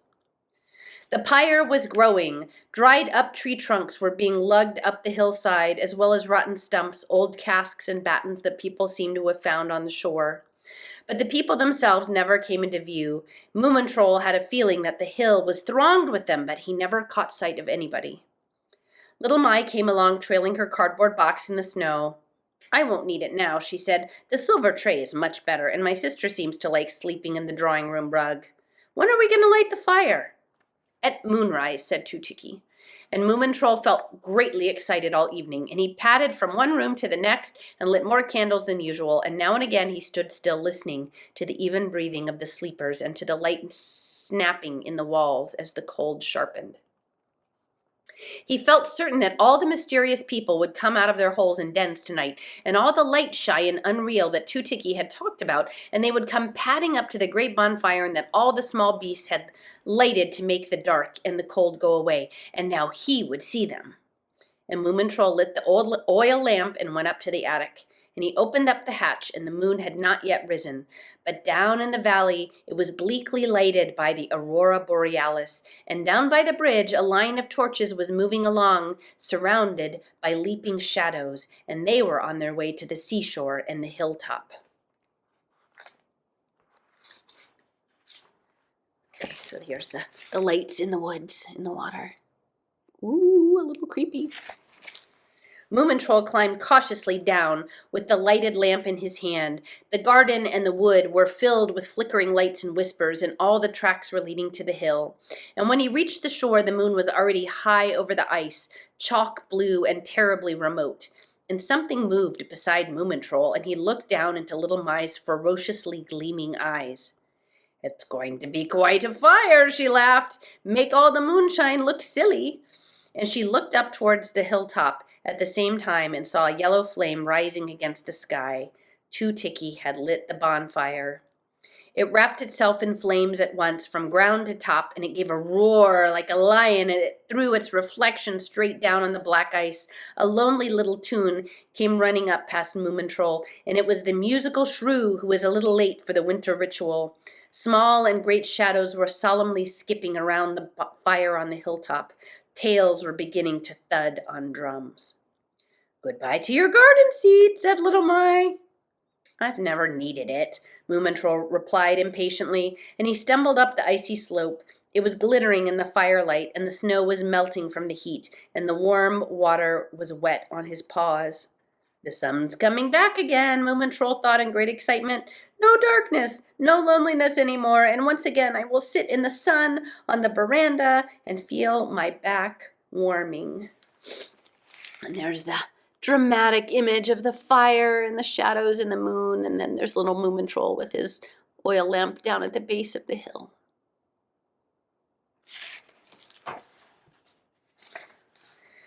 Now he was up on the top, and the air was hot around the fire. The invisible shrew was blowing another and wilder tune, but the dancing shadows were already gliding away, and the drums were thudding on the other side of the fire. "Why did they go away?" asked Moomintroll. Two-Ticky looked at him with her calm blue eyes. Still, he wasn't quite sure she really did see him. She was looking into her own private winter world that had followed its own strange rules year after year while he had lain sleeping in the warm Moomin house. "Where's the one who lives in the bathing house cupboard?" Moomintroll asked. "What did you say?" said Two-Ticky absent-mindedly. "I'd like to meet the one who lives in the bathing house cupboard," replied Moomintroll. "Oh, but he's not allowed to come out," said Two-Ticky. "You can't tell what such a one would find in his den to do." A herd of small creatures with spindly legs came blowing like a wisp of smoke over the ice, and someone with silvered horns walked stamping past Moomintroll, and over the fire flapped something black with large wings which disappeared north. But everything happened a little too quickly, and Moomintroll never found time to introduce himself. "Please, Two-Ticky," he answered, pulling at her sweater. She said kindly, "Well, there's the dweller under the sink." He was a rather small one with bushy eyebrows. He sat by himself looking into the fire.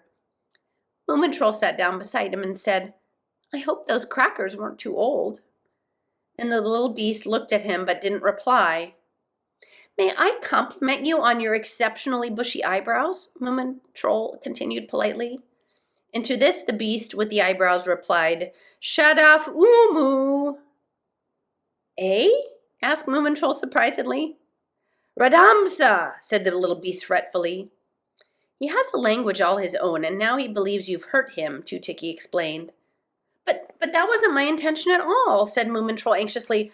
"Radamsa, Radamsa," he added imploringly, and this seemed to make the beast with the eyebrows really overcome by rage, and he rose in great haste and disappeared. "Dear me, what shall I do?" said Moomintroll, "and now he'll live under our sink a whole year more without knowing. I just wanted to be friends with him." "Such things happen," said Two-Ticky.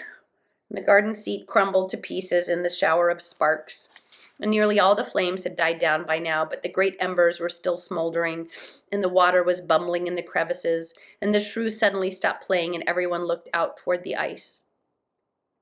Groke was sitting there, her round little eyes reflected in the glow, but otherwise she was just a large shapeless grayness, and she had grown a lot since August.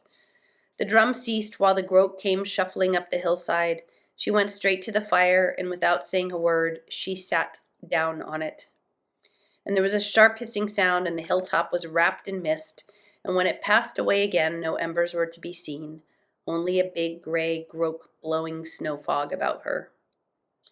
Moomintroll had fled down to the shore with many others. He found Two-Ticky there and shouted, "What happens now? Has the Groke made the sun stay away?" Take it easy, replied Two-Ticky. She didn't come to extinguish the fire, you see.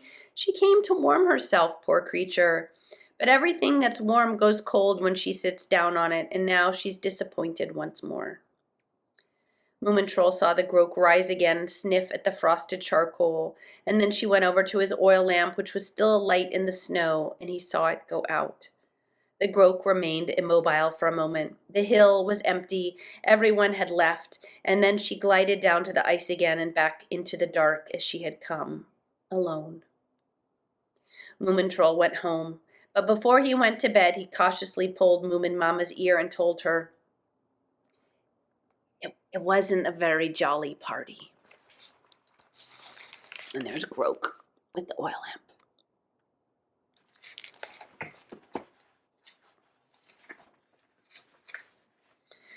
Really, dear me, mumbled Moomin Mama in her sleep. Perhaps next time. But under the sink sat the beast with the bushy eyebrows, grumbling to himself. Radamsa, he said crossly. Radamsa! And he shrugged his shoulders violently, and probably no one in the whole valley would have understood what he was saying. And Two-Ticky was sitting under the ice with her fishing rod. She liked the sea's habit of sinking a bit now and then, and those times she could climb easily down through a hole by the landing stage and seat herself on a boulder to fish. And then one had a nice green ceiling of ice overhead and the sea at one's feet. A black floor and a green ceiling, both stretching away into darkness. And beside Two-Ticky lay 4 small fish. One more, and she would have her soup.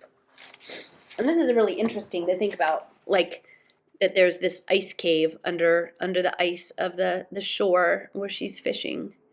I think symbolically that's an interesting idea of the consciousness is the water and the frozenness, and then you could get underneath the frozenness and back into the flow, and that you're fishing for soup, fish soup. Pretty cool.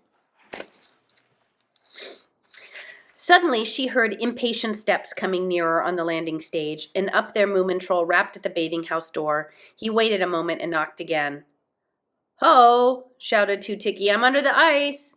The echo raised its head somewhere to the left of her and shouted, Ho!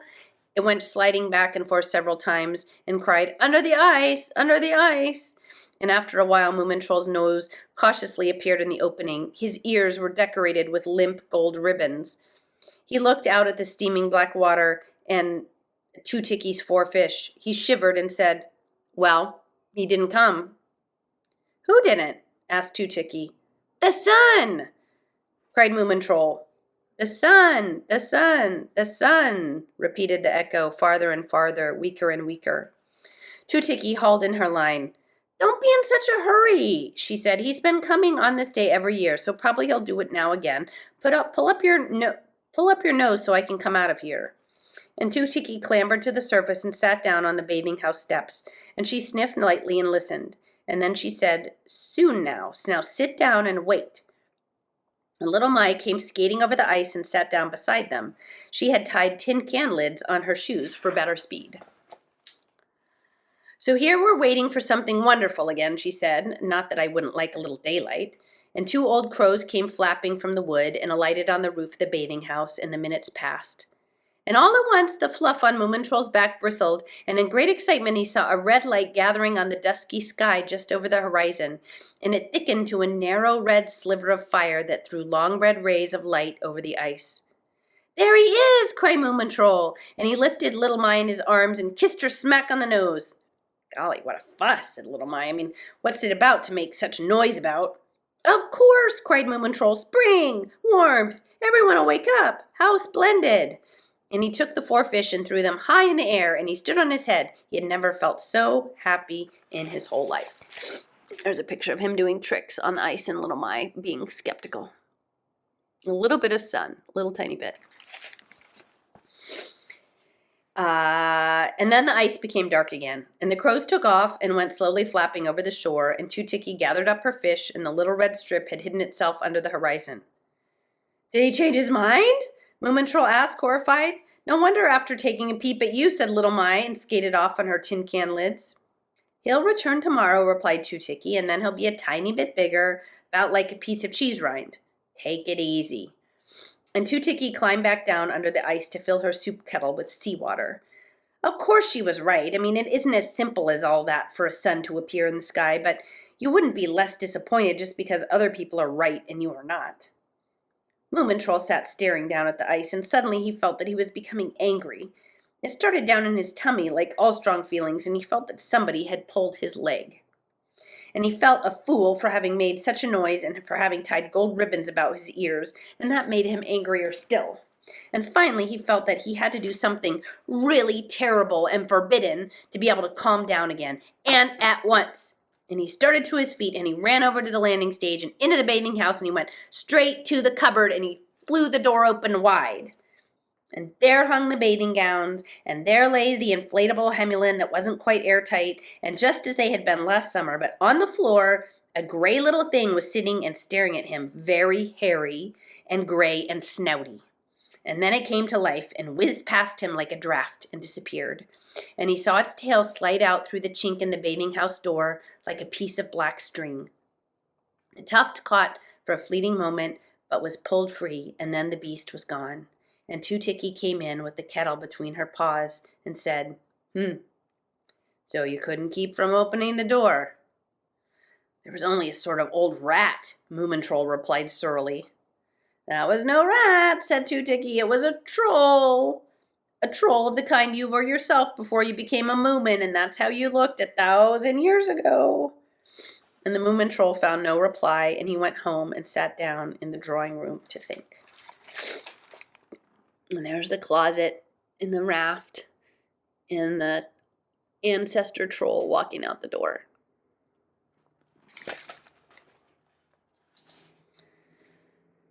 After a while, little Mai dropped in to borrow some candles and sugar. I hear terrible things about you, she said happily. They say you've been letting your own forefather out of the cupboard. You resemble each other, I hear. Shut up, please, said Moomintroll, and he went up to the attic and found the family album. Page after page of dignified Moomins, most often reproduced standing in front of porcelain stoves or on fretworked verandas, and not a single one of them resembled the cupboard troll. Must be a mistake, Moomintroll thought. He can't be any relation of mine. And he went down and looked at his sleeping papa, and only his nose bore some resemblance to the troll's, but possibly 1,000 years ago? And the cut glass chandelier started jingling, and it was slowly swaying back and forth, and something was moving about inside the gauze dust cover, and something was small and hairy. A long black tail was hanging straight down among the prisms. There he is, Moomintroll murmured. My ancestor has set himself up in the chandelier. But now this didn't seem so very bad. Moomintroll was getting accustomed to the bewitched time of winter. How are you? He asked softly. The troll looked at him through the gauze and wiggled its ears. Be careful with the chandelier, Moomintroll continued. It is a family piece. And so on the one side, those are the family portraits. And then I really like that image of the ancestor up in the chandelier. And it is, I think it's a cool symbol of like the light and it in the crystals, the cut crystal, and it being bagged for the winter and dusty. And then that's where the ancestor climbs, is up in this upper view with the cut crystal. It's pretty cool. The troll tilted its head and looked intently at him, obviously trying to listen. Now he's going to speak, thought Moomintroll, and at once he felt terribly afraid that his ancestor might try to tell him something. What if he spoke some foreign language, like the little beast with the eyebrows?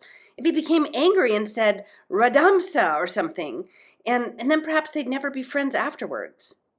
Hush, whispered Moomintroll, don't say anything. Perhaps they were related after all, and relatives who would come on a visit may stay for any length of time. If it's an ancestor, he may stay forever, who can tell? If one weren't careful, he might misunderstand one and be angry, and then the family would have to live with an angry ancestor all their lives. Hush, repeated Moomintroll, hush. And the ancestor jingled in the prism slightly but said nothing. I'll show him about the house, Moomintroll thought. That is what Mother would do if a relative came on a visit. And he took the lamp and held it before a beautiful hand-painted picture called Fillyjonk at Window, and the troll looked at it and shrugged his shoulders. And Moomintroll went on to the plush sofa. He showed the troll all the chairs one by one. the drawing room mirror, and the meerschaum tram, and everything of beauty and value that the Moonin family possessed. And the troll looked attentively at it all, but it was clear that it didn't understand the use of the things. And finally Moomin Troll sighed and placed the lamp on the mantelpiece. But this caught the troll's interest very strongly. It dropped down from the chandelier and went scuttling around the porcelain stove like a little gray bundle of rags.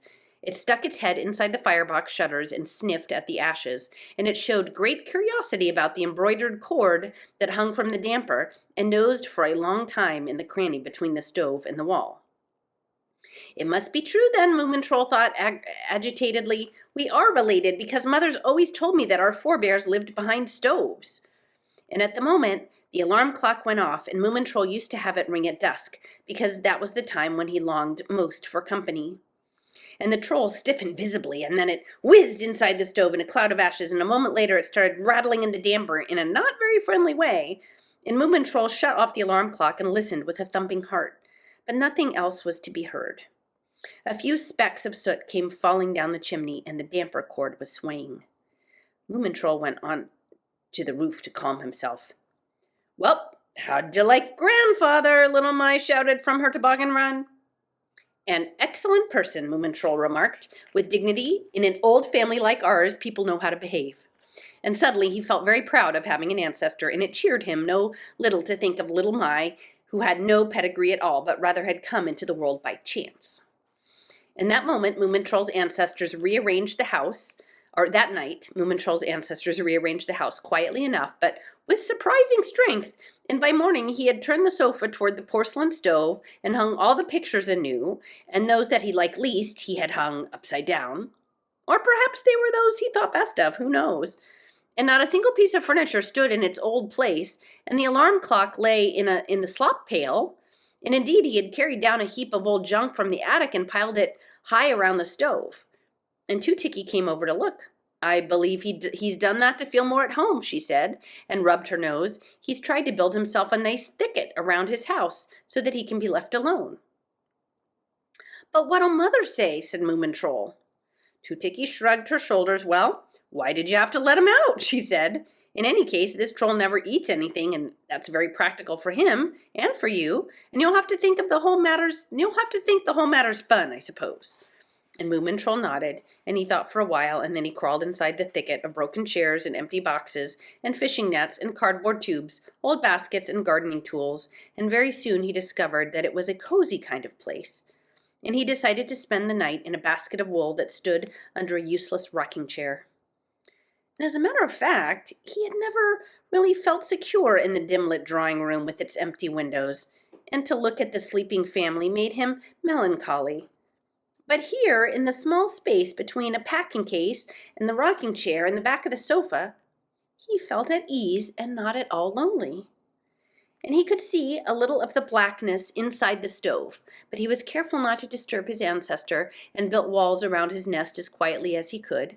And in the evening he took the lamp there with him and lay for a while listening to the ancestors rustling in the chimney. "Perhaps I lived like this 1,000 years ago," Moomin Troll thought happily. And he half thought of shouting something up to the chimney, just a word of secret concord. But then he thought better of it, and he blew out his lamp and curled up deep in the wool. Oops.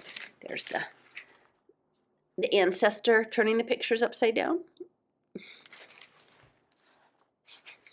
And so to me, again, this whole ancestor thing connected to lineage and songs, I think is very interesting, and like pulling out old bits and reorganizing things. And, thinking back about, when our lives had this upheaval and big changes, and that things got topsy-turvy and felt very uncomfortable. But then in the end of this story, he's like, oh, actually having all this junk around feels kind of good.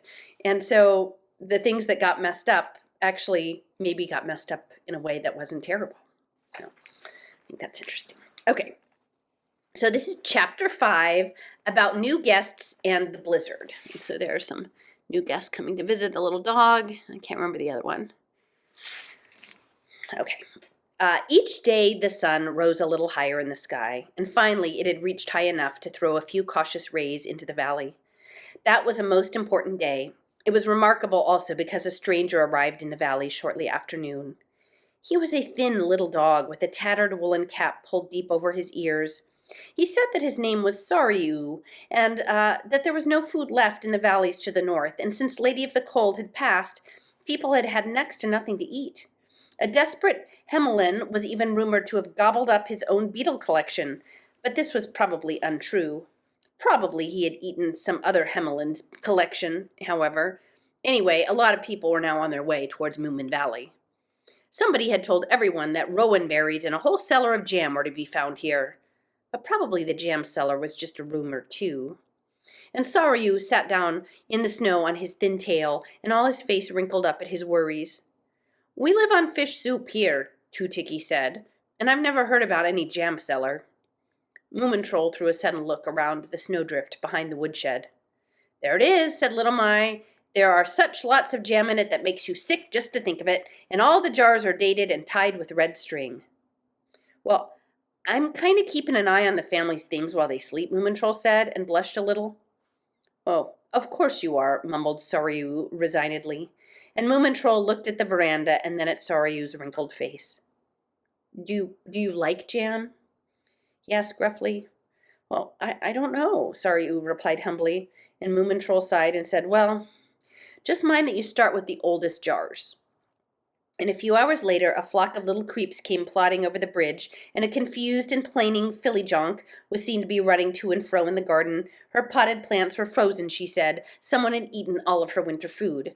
And on her way to Moomin Valley, she had met an insolent Gaffsy, who had told her that winter was no laughing matter, and why hadn't she prepared herself better? And at dusk, there were a lot of people treading paths to the jam cellar, and those that had a little more strength left in their legs went down to the shore and settled down in the bathing house. But no one was allowed in the cave. Little My said that her sister couldn't be disturbed. So in front of the Moomin house, some of the most miserable ones were sitting and lamenting their fate, when Moomintroll appeared on the roof with his oil lamp. "You'd better come inside for the night," he said. "You never know with groakses and such around." "I never was one for rope ladders," declared an old whomper. And Moomintroll descended and started to dig a hole to the entrance door. He shoveled and scratched and worked away, and soon the hole was a long and narrow tunnel extending through the snow. But when he finally reached the wall where there was no door to be found, but only a window, frozen fast like the others. "I must have dug wrong," Moomintroll said to himself, "and if I dig a new tunnel, perhaps I will miss the house altogether." And so he broke the window pane as nicely as possible, and the guests soon came crawling in after him. "Please don't awaken the family," said Moomintroll. "This is Mother, and that's Father, and over there is Snork Maiden, and my ancestor sleeps in the stove, and you'll have to roll yourself up in rugs because most of the other things have gotten borrowed." And the guests bowed to the sleeping family, and then they obligingly rolled themselves up in rugs and tablecloths, and the smallest ones went on to sleep in caps, slippers, and the like. Many of them had colds, and some of them were homesick. "This is terrible," Moomintroll thought. "Very soon the jam cellar will be empty, and what shall I say when the family awakes in the spring and all the pictures are hanging wrong and the house is thronged with people?" And he crawled back through the tunnel to see if anyone had been left outside. The moonlight was blue, and Sariu sat alone in the snow howling. He put his muzzle straight up in the air and howled a long and melancholy song. "Why don't you go to bed?" asked Moomintroll. Sariu looked at him with eyes that shone green in the moonlight. One ear was pointing straight up, while the other listened to one side. His whole face was listening. Very faintly, they could hear the howl of hunting wolves, and Sariu nodded bleakly and pulled his woolen cap on again. "My great, strong brethren," he whispered, "how I long to be with them."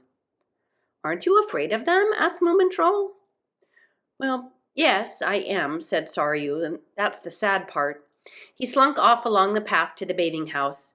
Moomintroll crept back in the drawing room. A little creep had been frightened by the mirror and sat sobbing in the Meerschaum tram. Otherwise, everything was silent.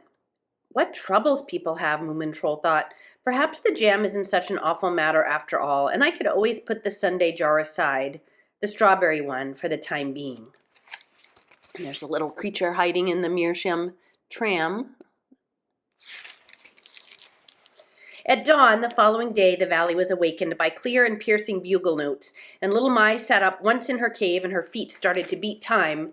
Two-Ticky pricked her ears, and Sariu rushed under one of the benches with his tail between his legs.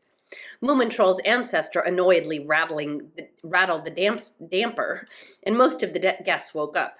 Moomintroll rushed to the window and crawled out through the snow tunnel. The pale winter sun shone over a big Hemulin who came rushing down the nearest slope on his skis. He was holding a shining brass horn to his snout and seemed to be having a splendid time. That one's going to eat lots of jam, Moomintroll thought, and whatever are those things he's got on his feet. The Hemulin laid his horn on the woodshed roof and took off his skis. Good slopes you have hereabouts, he said. Got any slalom here? I'll ask, said Moomintroll, and he crawled back into the drawing room and asked, Is there anybody here named Slalom? Well, my name's Salome, whispered the creep who had been frightened by the mirror. Moomintroll went back to the Hemulin and said, Almost, but not quite. There's a Salome. But the Hemulin was sniffing about in Moomin Papa's tobacco plot and didn't listen. This is the place for a house, he said. We will make an igloo here. Well, you might want to move into my house, Moomintroll said hesitantly. Thanks, but never, replied Hemulin. Too stuffy and unhealthy. I want fresh air and lots of it. Let's start at once and not lose any time. Moomintroll's guests were beginning to crawl outside, and they stopped and stood staring. Won't he play some more? Asked Salome, the little creep.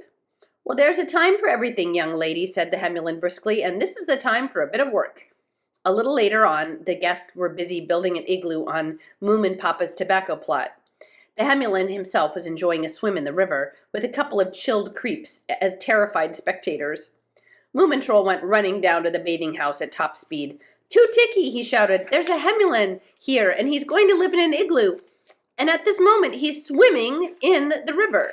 Okay, so there's the Hemulin coming on his skis with his horn and all his equipment on his back.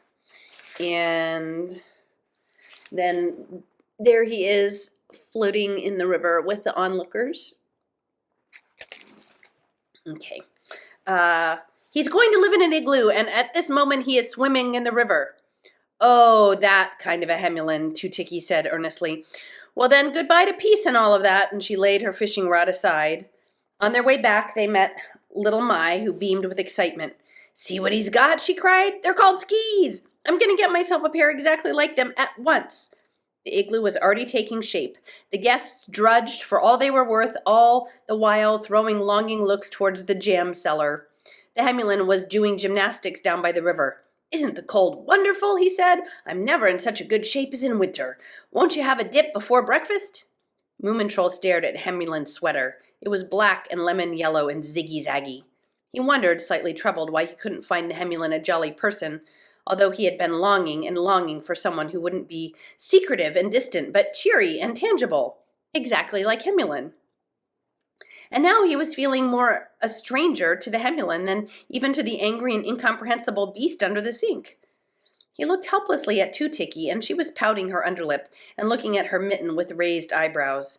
From this Moomintroll knew that Too-ticky didn't like the Hemulin either. He turned to the Hemulin and said with all the kindness of a bad conscience, It must be wonderful to like cold water. I love it, replied Hemulin, beaming at him. It puts a stop to all the unnecessary thoughts and fancies. Believe me, there is nothing more dangerous in life than to become an indoor sitter. Oh, said Moomintroll. Yes, it gives you all kinds of ideas, said the Hemulin. What time's breakfast here? Well, when I've caught some fish, Too-ticky said sullenly. I never eat fish, said the Hemulin, only vegetables and berries. Cranberries? Moomintroll asked hopefully. The large jar of mashed cranberries had not been popular. But the Hemulin replied, Nope, preferably strawberries. And after breakfast, the Hemulin donned his skis and went up to the highest of the nearby slopes, the one that started on the hilltop and past the cave, and down in the valley stood all the guests looking on, and they were a little uncertain what to think, and they tramped about in the snow and wiped their noses now and then because it was a very cold day. And now the Hemulin came hurtling downhill, and it looked terrifying, and halfway down the slope he swerved in a cloud of glittering snow dust, and careered off in another direction, and then he gave a shout, and swerved again, and now he was rushing one way, and now another, and his black and yellow sweater made one's eyes water. And Moomintroll closed his eyes and thought, how very different people are. And little Mai was already standing on the top of the hill, shouting with joy and admiration. She had broken a barrel and fastened 2 of the staves under her boots. "Here I come," she cried, and without a moment's hesitation, little Mice set out straight down the hill, and Moomintroll looked up with one eye and saw that she would manage it. Her ferocious little face bore the mark of happy confidence, and her legs were stiff as pegs. And suddenly Moomintroll felt very proud. Little Mai never shied. She hurtled at breakneck speed, close to a pine trunk, wobbled, caught her balance, and with a roar of laughter threw herself in the snow beside Moomintroll. "Well, she's one of my oldest friends," he explained to the filly jonk. "I believe you," replied the filly jonk sourly. "When is tea time here?" And the Hemulin came plodding over to them, and he had taken off his skis, and his snout was glistening from friendliness and warmth. "Now let's teach Moomintroll how to ski," he said.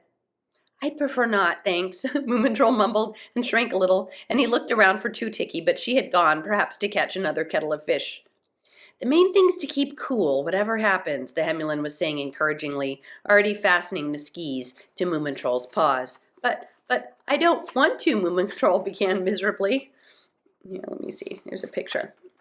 Let me see if I missed a picture. Okay, so there's Moomintroll with the cranberries that are not desirable. And then here's Moomintroll being very trepidatious about skiing. Okay.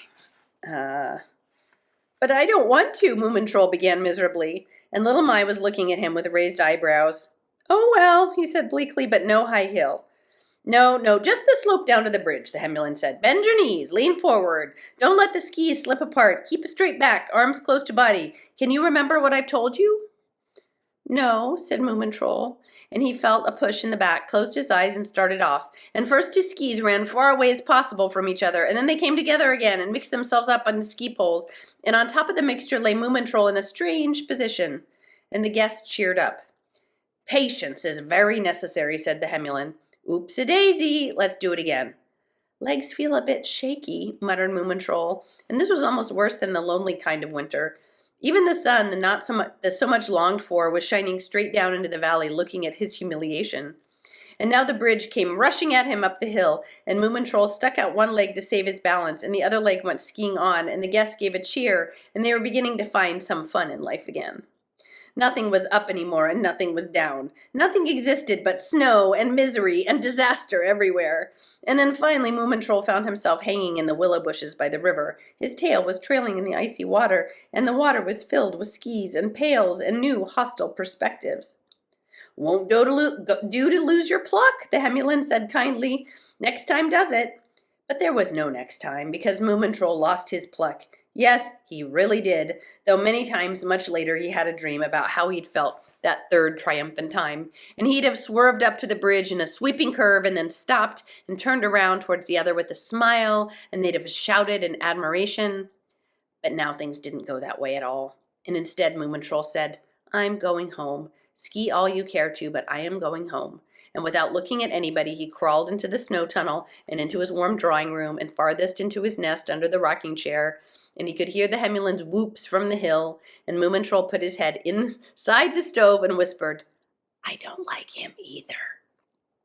And the ancestor threw down a flake of soot, perhaps to show his sympathy, and Moomintroll took a piece of coal and began peacefully to draw on the back of the sofa, and he drew a Hemulin standing on his head in a snowdrift, and inside the stove stood a large jar of strawberry jam. And during the following week, Two-Ticky sat doggedly under the ice with her fishing rod, and beside her the green ceiling sat a row of guests, also angling, and those were the guests that disliked the Hemulin. And inside the Moomin house by and by gathered all who didn't care to, weren't able to, or didn't dare remonstrate. And early on in the mornings, the Hemulin used to stick in his head and a burning torch at the broken windows. He liked torches and campfires, and who doesn't? But he always put them in the wrong place, as it were. And the guests loved their long, somewhat slovenly forenoons, when the new day was allowed to break later, and while everyone discussed the dreams of night, and listened to Moomintroll making coffee in the kitchen.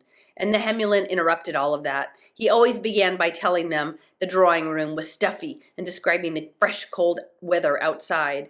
And then he chatted about what could be done with this fine new day, and he did his utmost to find some amusements for them all. And he was never hurt when they refused his proposals. He only patted them on the back and said, well, you will see for yourself by and by how right I am." And the only one who followed him everywhere was little Mai, and he generously taught her everything he knew about skiing, beaming over her progress. "Little Miss Mai," said the Hemulin, "you are born on skis. You beat me at my own game soon." "That's exactly what I figure to do," replied little Mai sincerely, but as soon as she was fully trained, she disappeared to her own hills that nobody knew about and didn't care much for the Hemulin anymore. And as time passed, more and more of the guests became anglers under the ice, and finally the Hemulin's black and yellow sweater was the only blob of color left on the hillside. And the guests didn't like to be involved in new and troublesome things. They liked to sit together talking about old times, before the Lady of the Cold came and they ran out of food. And they told each other how they had furnished their homes, and whom they were related to and used to visit, and how terrible the coming of the great cold had been when everything had changed. And they shifted closer to the stove, listening to one another and patiently waiting for their own turn to speak. And Moomintroll saw that the Hemulin was left more and more to himself. "I must get him to leave before he notices it and feels hurt," Moomintroll thought, "and before he finishes all the jam." But it wasn't easy to find a pretext that would be both believable and tactful. Sometimes the Hemulin went skiing down to the shore and tried to coax Sorry-oo from the bathing house, but neither dog sled nor even ski jumping could interest Sorry-oo. He used to sit out all night, howling at the moon, and in the daytime he was sleepy and wanted to be left alone. And finally one day the Hemulin thrust his poles in the snow and said imploringly, "Don't you see? I like little dogs so terribly much, and I've always thought that one day I would have a dog of my own who would like me too, and won't you play with me?" I really don't know," Sorry-oo mumbled, blushing, and as soon as he had the chance, he slunk back to the bathing house, and there he continued to dream about the wolves. And it was the wolves he wanted to play with. What boundless happiness, he thought, to hunt with them, to follow them everywhere, to do everything they did and everything they wanted one to do, and then by and by he himself would change and become as free and wild as they were. And every night when the moonlight glittered in the ice ferns on the windows, Sorry-oo awoke in the bathing house and rose to listen, and every night he pulled his woolen cap over his ears and padded softly out. He took the same path every time, across the sloping shore into the woods, and he continued on his way until the wood became more open and he could see the lonely mountains, and there Sorry-oo sat, down in the snow, and waited for the howling of the wolves, and sometimes they were very far away, and sometimes nearer, but he heard them nearly every night, and each time Sorry-oo heard them he put up his muzzle and answered, and toward morning he crept back again and went to sleep in the bathing house cupboard. Two-Tiki once looked at him and said, "You'll never forget them that way." "I don't want to forget them," replied Sorry-oo. "I want to think of them always." And strangely enough, it was the most timid of them of all, Salome, the little creep, who really liked the Hemulin. She longed to hear him play the horn, but alas, the Hemulin was so big and always in such a hurry that he never noticed her. No matter how fast she ran, he always left her far behind on his skis, and when at last she overtook the music, it ceased, and the Hemulin began doing something else. A couple of times Salome, the little creep, tried to explain how much she admired him, but she was far too shy and ceremonious, and the Hemulin never had been a good listener, so nothing of consequence was said. And one night Salome, the little creep, awoke in the Meerschaum tram, where she had settled down on the back platform. It was no comfortable sleeping place because of the many buttons and safety pins the Moomins, in the course of time, had collected in their magnificent drawing-room decoration. And Salome, the little creep, was of course much too considerate to remove them. So here's Salome listening to the horn. She's so tiny. And here's the Hemulin trying to talk to Sorry-oo about being a friend. And he's looking skeptical. And I don't know if I did this one. This is the Hemulin coming in and with his torch and trying to get people to go outside, and they just want to sit around and talk about the good old days. Okay, so that's all the pictures. And then, okay. So Salome didn't remove the things in the Meerschaum tram. And now she could hear Two-Tiki and Moomintroll talking under the rocking chair, and at once she understood that they were talking about her beloved Hemulin. And there's the picture of Moomintroll and Two-Tiki under the rocking chair, consulting. This is the limit, said Two Ticky's voice in the dark. We simply have to come to some peace again. Ever since he started his bugle tooting, my musical shrews have refused to play the flute, and most of my invisible friends have gone away, and the guests have a lot of aches and colds from sitting under the ice all day long, and Saryu hides in the cupboard until nightfall. Someone has to tell him to leave. I haven't the heart, said Moomintroll. He's so convinced that we like him. Then we'll have to swindle him, said Two Ticky. Tell him that the hills in the Lonely Mountains are much higher and better than ours. There are no skiing grounds in all the Lonely Mountains, said Moomintroll. Only abysses and snaggy cliffs and not even any snow. Salome, the little creep, shivered, and her eyes suddenly filled with tears.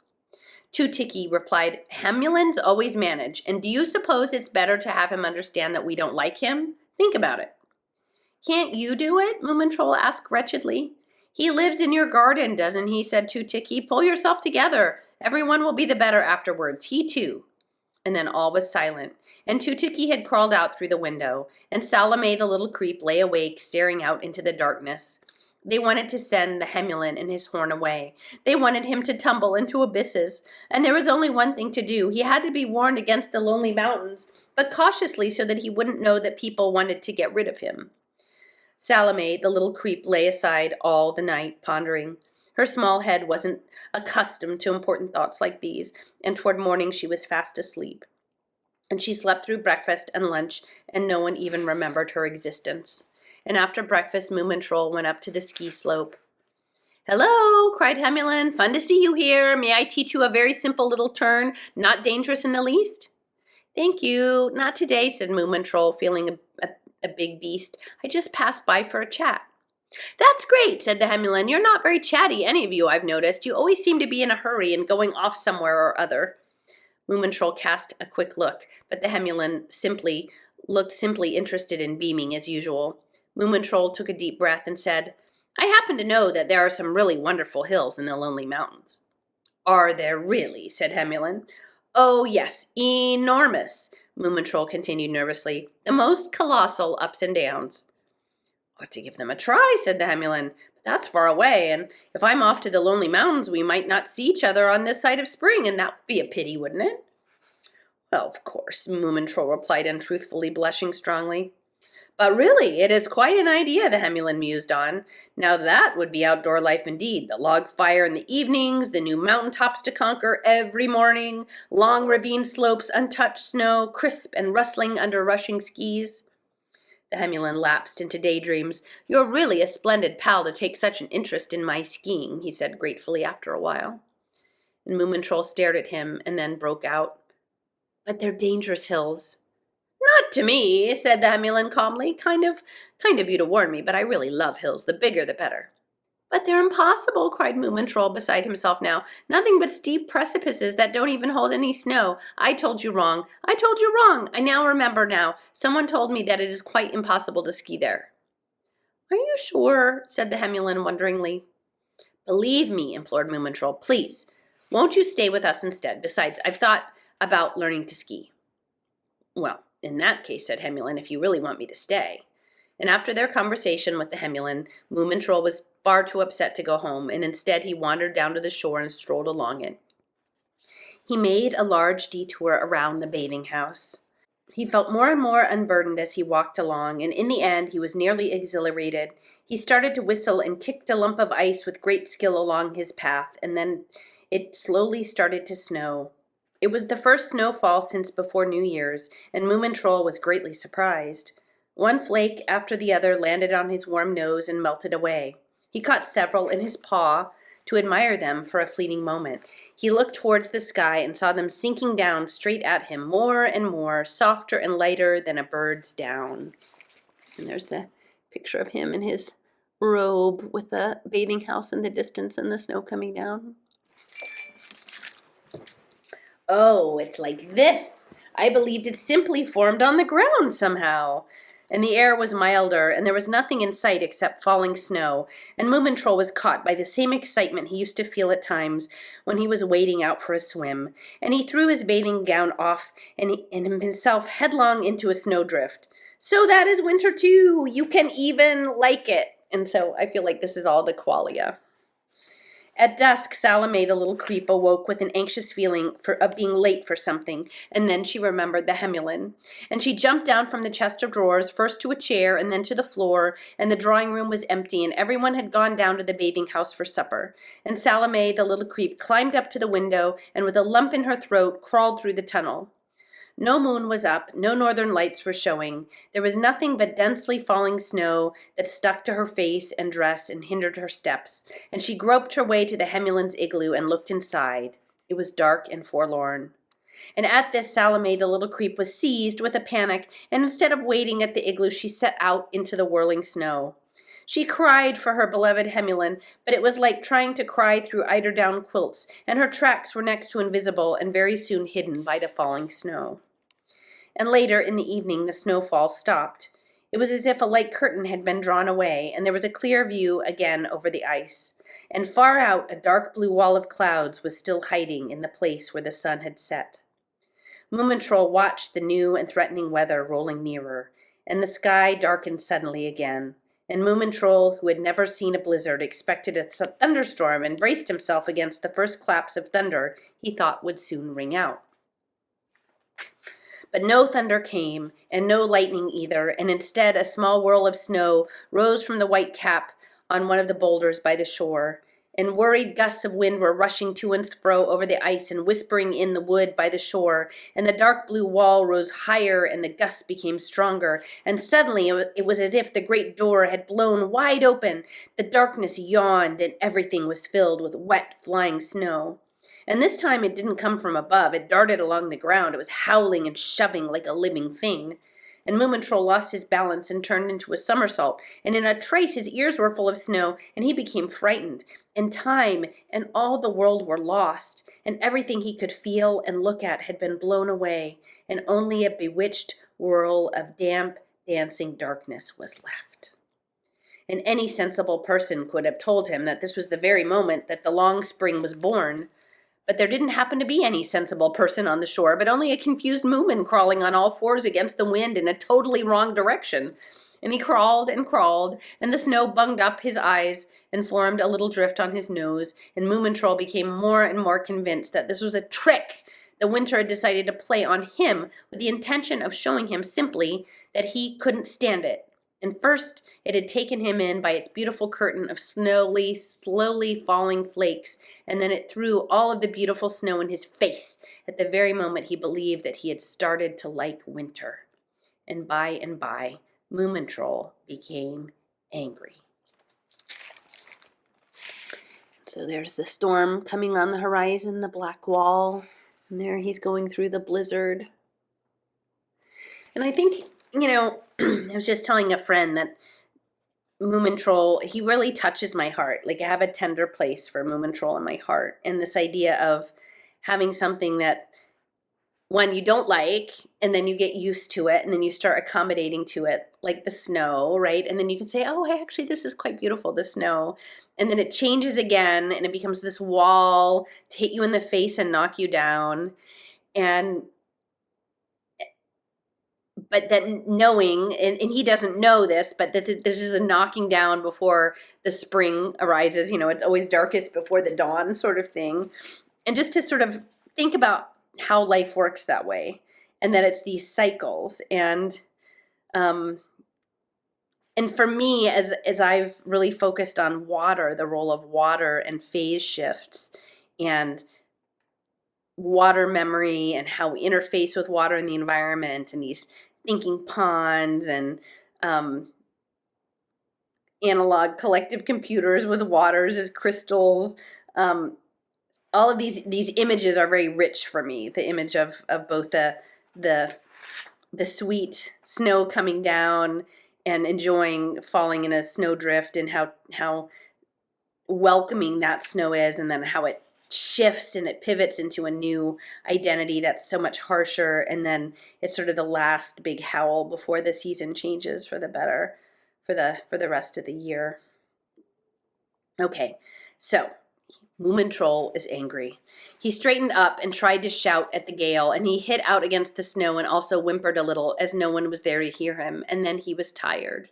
And he turned his back to the blizzard and stopped fighting it.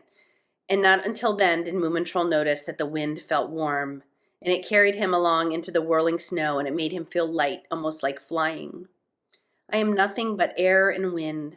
I am part of the blizzard, Moomintroll thought, and let himself go. It is almost like last summer. You first fight the waves, and then you turn around and ride the surf, sailing along like a cork among the little rainbows of the foam, and you land laughing and just a little frightened in the sand. And I think that's just so deep. Let me read that section again. So he's angry, and he straightens up, and he tries to shout at the gale, right? And think about that in terms of our responses to difficult situations. And he hit out against the snow and whimpered a little, as there was no one there to hear him. And then he tired out, right? And so he submitted to the flow. And he turned his back to the blizzard and stopped fighting. And for me, that feels like the curious observer in your toolkit, right? If you don't have to fight it, you can be in a different relationship to it. And not until then did Moomintroll notice that the wind felt warm, and it carried him along in the whirling snow, and it made him feel light and almost like flying. So if you can learn to work with the challenges, you actually have more agency. It's a partnership. And I think probably the ultimate in maybe cybernetics is that kind of partnership where it makes you feel empowered and more than you could be otherwise, rather than fighting the blizzard and being angry with it. I am nothing but air and wind, and I am part of the blizzard. And that's the symbiosis. Moomintroll thought, and let himself go. It is almost like last summer. You first fight the waves, and you turn around and ride the surf, sailing along like a cork among the rainbows of the foam, and you land laughing and just a little frightened in the sand. You just love that. That's such an amazing image. Moomintroll spread out his arms and flew. Frighten me if you can, he thought happily. I'm wise to you now. You're no worse than anything else when one gets to know you, and now you won't be able to pull my leg anymore. Right? And that's the attitude. I think if we can hold that space.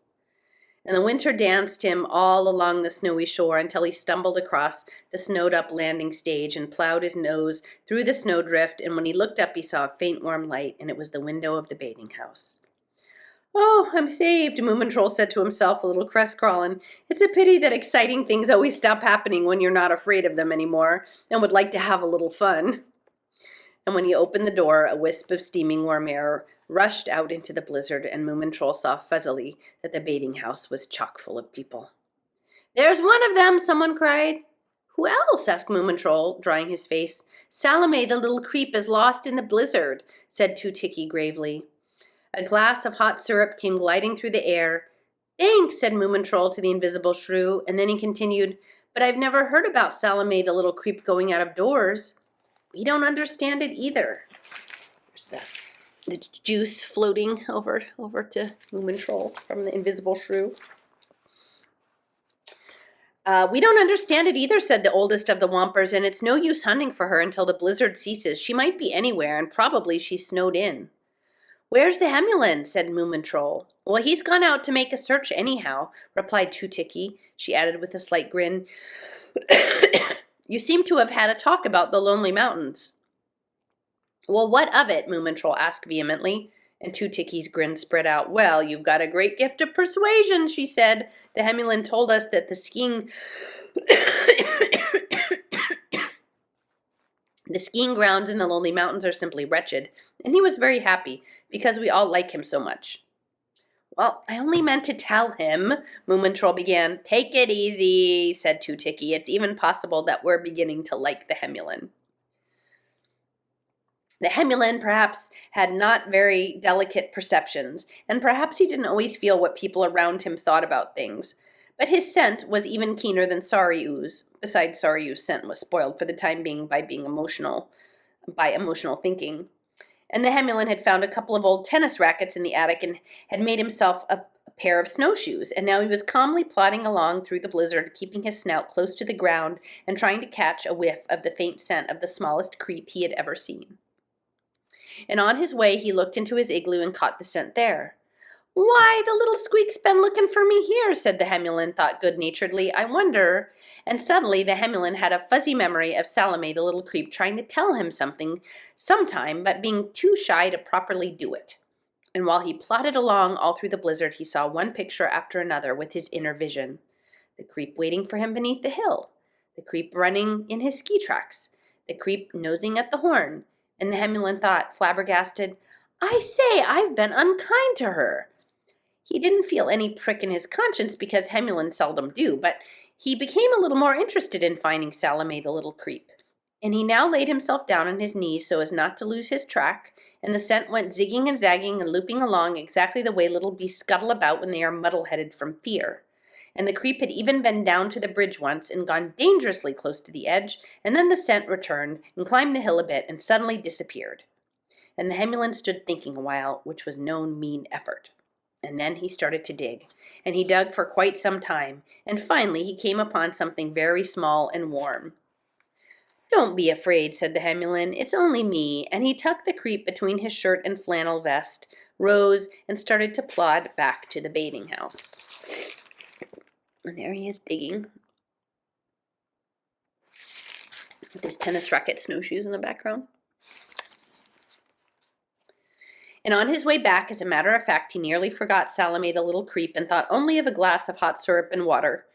And the following day was Sunday, and the gale had calmed down, and the weather was warm and cloudy, and people sank up to their ears in snow, and the valley looked strange as a moonscape, and the drifts were enormous, rounded heaps or beautiful curved ridges with edges as sharp as knives, and every single twig in the wood carried a large snow cap. And the trees looked most of all like big pastry cakes made by a very fanciful confectioner. And for once, all the guests swarmed out into the snow and arranged an enormous snowball fight, and the jam was nearly finished, and it had given them all much strength. And the Hemulin sat on the woodshed roof, blowing his horn, with Salome the happy creep at his side, and he played the king's Hemulins, and crowned this favorite piece of his with a special flourish, and then he turned to Moomintroll and said, "You'll have to promise not to be angry with me, but I've made up my mind to go to the Lonely Mountains, come what may, and I will be back next winter and teach you to ski instead." So there's the confectioner, the town, and they're all playing.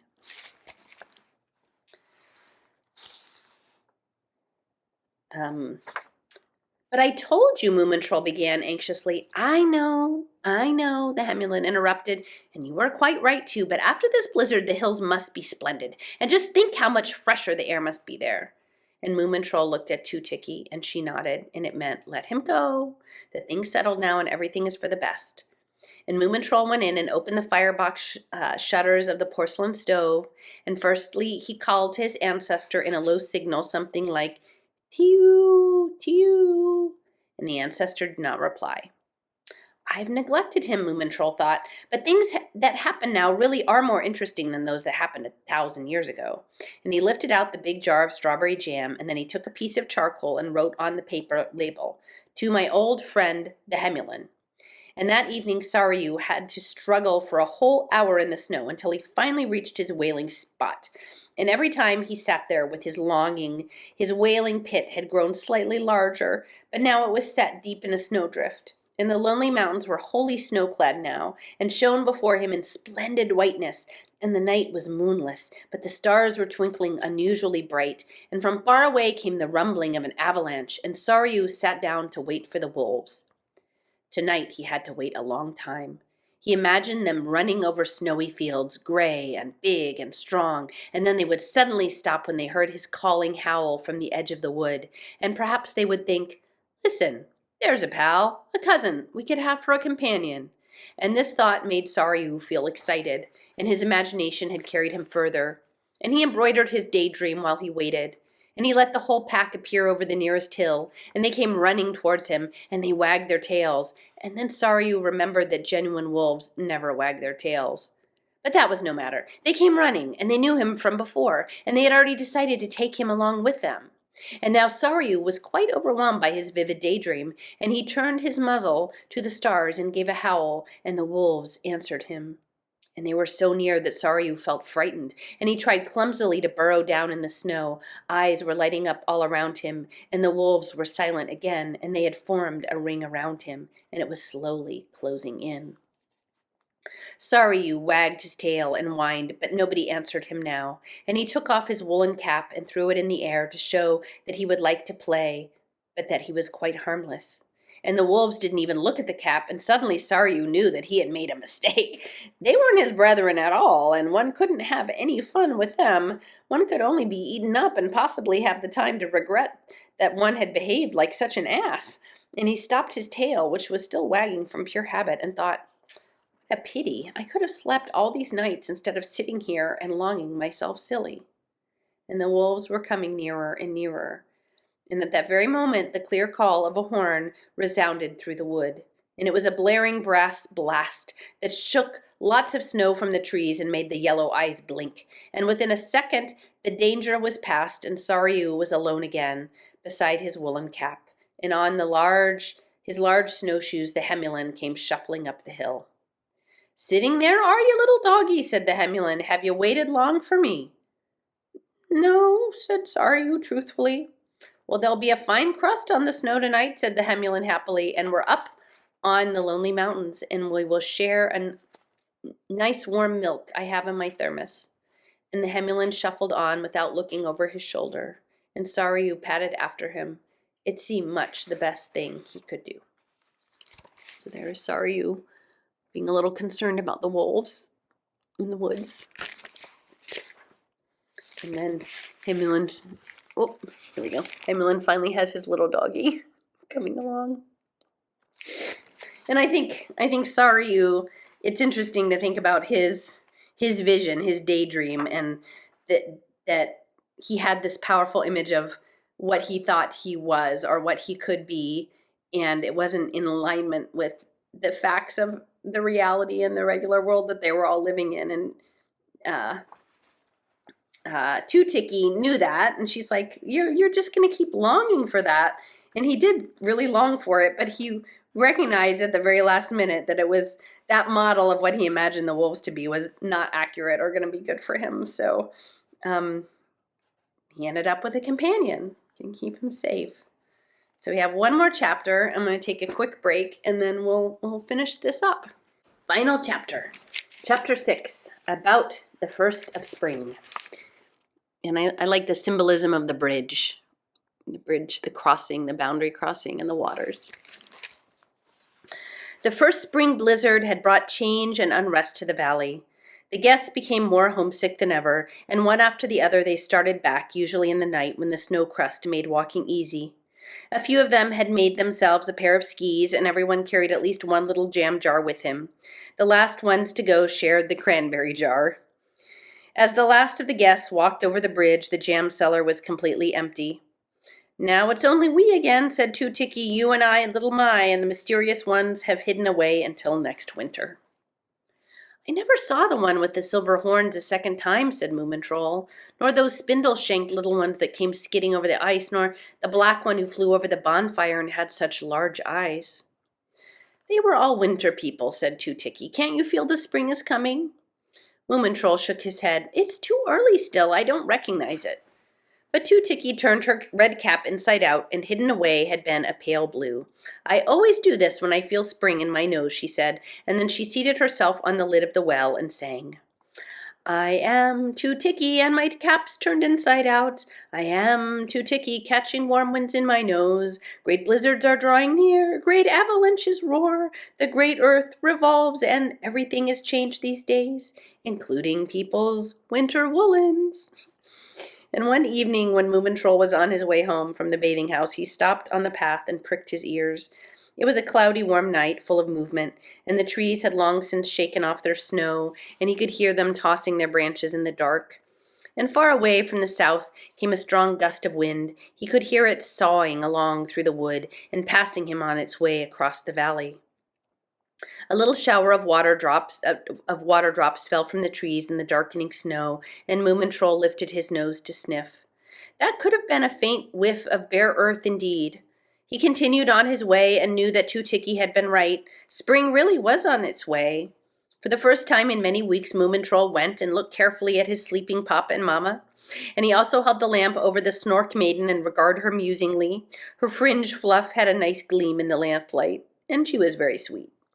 And as soon as she awoke, she would rush in the cupboard and look for her green spring hat. And Moomintroll set the lamp on the mantelpiece and looked around in the drawing room, and it was a horrid sight indeed. Most of the things had been given away, borrowed, or simply taken by some thoughtless guest. The remaining things were an indescribable jumble.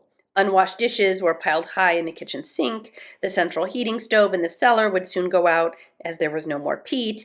The jam cellar was empty, and a window pane was broken. And Moomintroll pondered. He could hear the wet snow starting to slide down along the roof above him, and it landed with a big thump. And suddenly he could see a piece of the clouded night sky through the upper part of the south window.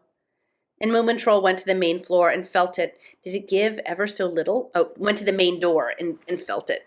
Did it give ever so little? He dug his hind paws into the carpet and applied all his muscle. And slowly, very slowly, the door opened, pushing a large mass of snow outward before it. Moomintroll didn't give up on the door until it stood wide open against the night. And now the strong wind blew it straight into the drawing room, and it shook the dust off the gauze around the chandelier, and it fanned the ashes in the porcelain stove, and it flapped the decals that were pasted on the walls, and one of them came off and was carried away. And the room was filled with the smell of night and furs, and Moomintroll thought, good, a family has to be ventilated at times, and he went on to the steps and stared out into the damp darkness. Now I've got everything, Moomintroll said to himself. I've got the whole year, winter too. I'm the first Moomin to have lived through an entire year. Really, this winter's tale ought to stop exactly at this point. All this about the first spring night and the wind rushing about in the drawing room. Here's him in the door. The smell rushing in. Rocking chair. All of this and the first spring night and the wind rushing about in the drawing room makes a magnificent ending, and then everyone could think what they pleased about what happened afterwards. But that wouldn't be right, because one still couldn't be absolutely sure of what Moomin Mama had to say when she awoke. Nor would one know whether the ancestor was allowed to settle down for good in the porcelain stove, nor whether Snufkin was back again before the story ended, nor how the Mybel daughter had managed without her cardboard box, nor where Tootiki would move when the bathing house became a bathing house again, nor a lot of other things. I suppose perhaps it is better to go on, especially as the breakup of the ice is an important event and much too dramatic to be left out. And again, we've got water and crystallization and phase shifting. Now followed the mysterious smooth month of bright sunny days, of melting icicles and wind and rushing skies and sharply freezing nights with a snow crust and a dazzling moon. Moomintroll explored every nook of his valley, dizzy with expectation and pride. Now came spring, but not at all as he had imagined it coming. He had thought it would deliver him from a strange and hostile world, but now it was simply a continuation of his new experiences, of something he had already conquered and made his own. I think that's a good phrase. I'm gonna say this one again. And now came spring, but not at all as he had imagined it coming. He had thought that it would deliver him from a strange and hostile world. And think about the stories we tell ourselves about what we're in right now. But it was simply a continuation of his new experiences, of something he had already conquered and made his own. And that as curious observers and in a participatory universe, we can make our own stories, right? We can, I don't know if conquer is probably the best word, that's a little aggressive, but we can be the creators of our own narratives. And so we can create something that's more seamless than an abrupt shift. He had hoped for a long spring so that he could have his happy, expectant feeling as long as possible. Every morning he almost dreaded for the second best that would happen, that someone of the family would awaken, and then he moved cautiously and tried not to bump into things in the drawing room. And early in the morning he went scuttling out into the valley to sniff the new smells and look at the changes since the day before. By the south wall of the woodshed an ever-widening spot of earth was becoming bare. The birches were showing a faint shade of red, but it could be seen only at a distance. The sun had burned right through the snowdrifts and made them honeycombed and brittle, and the ice was darkening as if the sea was beginning to show through. Little Mai still went skating as far out from shore. She had changed her tin can lids for kitchen knives and managed to fasten them edgewise under her boots. And now and then Moomintroll came across a figure 8 she had made in the ice, but very seldom did he see her. And I feel like the figure 8 is highly symbolic. And that's the one thing I'll say about Arkansas is I really love, we have all the seasons, but I feel like we get extra spring and fall, which is super nice. Okay, so Moomintroll would find the figure 8s, but not Little Mai. And Two Tiki was having a spring cleaning in the bathing house. She rubbed all the green and red window panes bright for the first summer fly, and she hung out the bathing gowns in the sun and tried to repair the inflatable Hemulin. And now the bathing house will be a bathing house again, she said, when summer's hot and green and you lie on your tummy on the warm boards of the landing stage and listen to the waves chuckling and clucking. Why didn't you talk like that in winter, said Moomintroll. It would have been such a comfort. Remember I said once, there were a lot of apples here, and you just replied, but now there's a lot of snow. Did you not understand that I was melancholy? And Two Tiki shrugged her shoulders. Well, one has to discover everything for oneself, she replied, and get over it all alone. And again, this is like part of one of my tender heart pieces, right? Like when we go out in this world and we're trying to make sense of things and it's really difficult and we really want to have someone to commiserate with or someone to help explain it for us.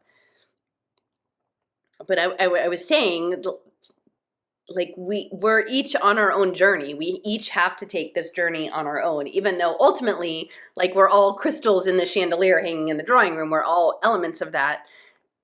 The journey is ours to take. And as much as we really want to connect with someone and be comforted and commiserated with when the times are difficult, here when Two Tiki says, like, you have to discover it for yourself and you have to get over it alone, and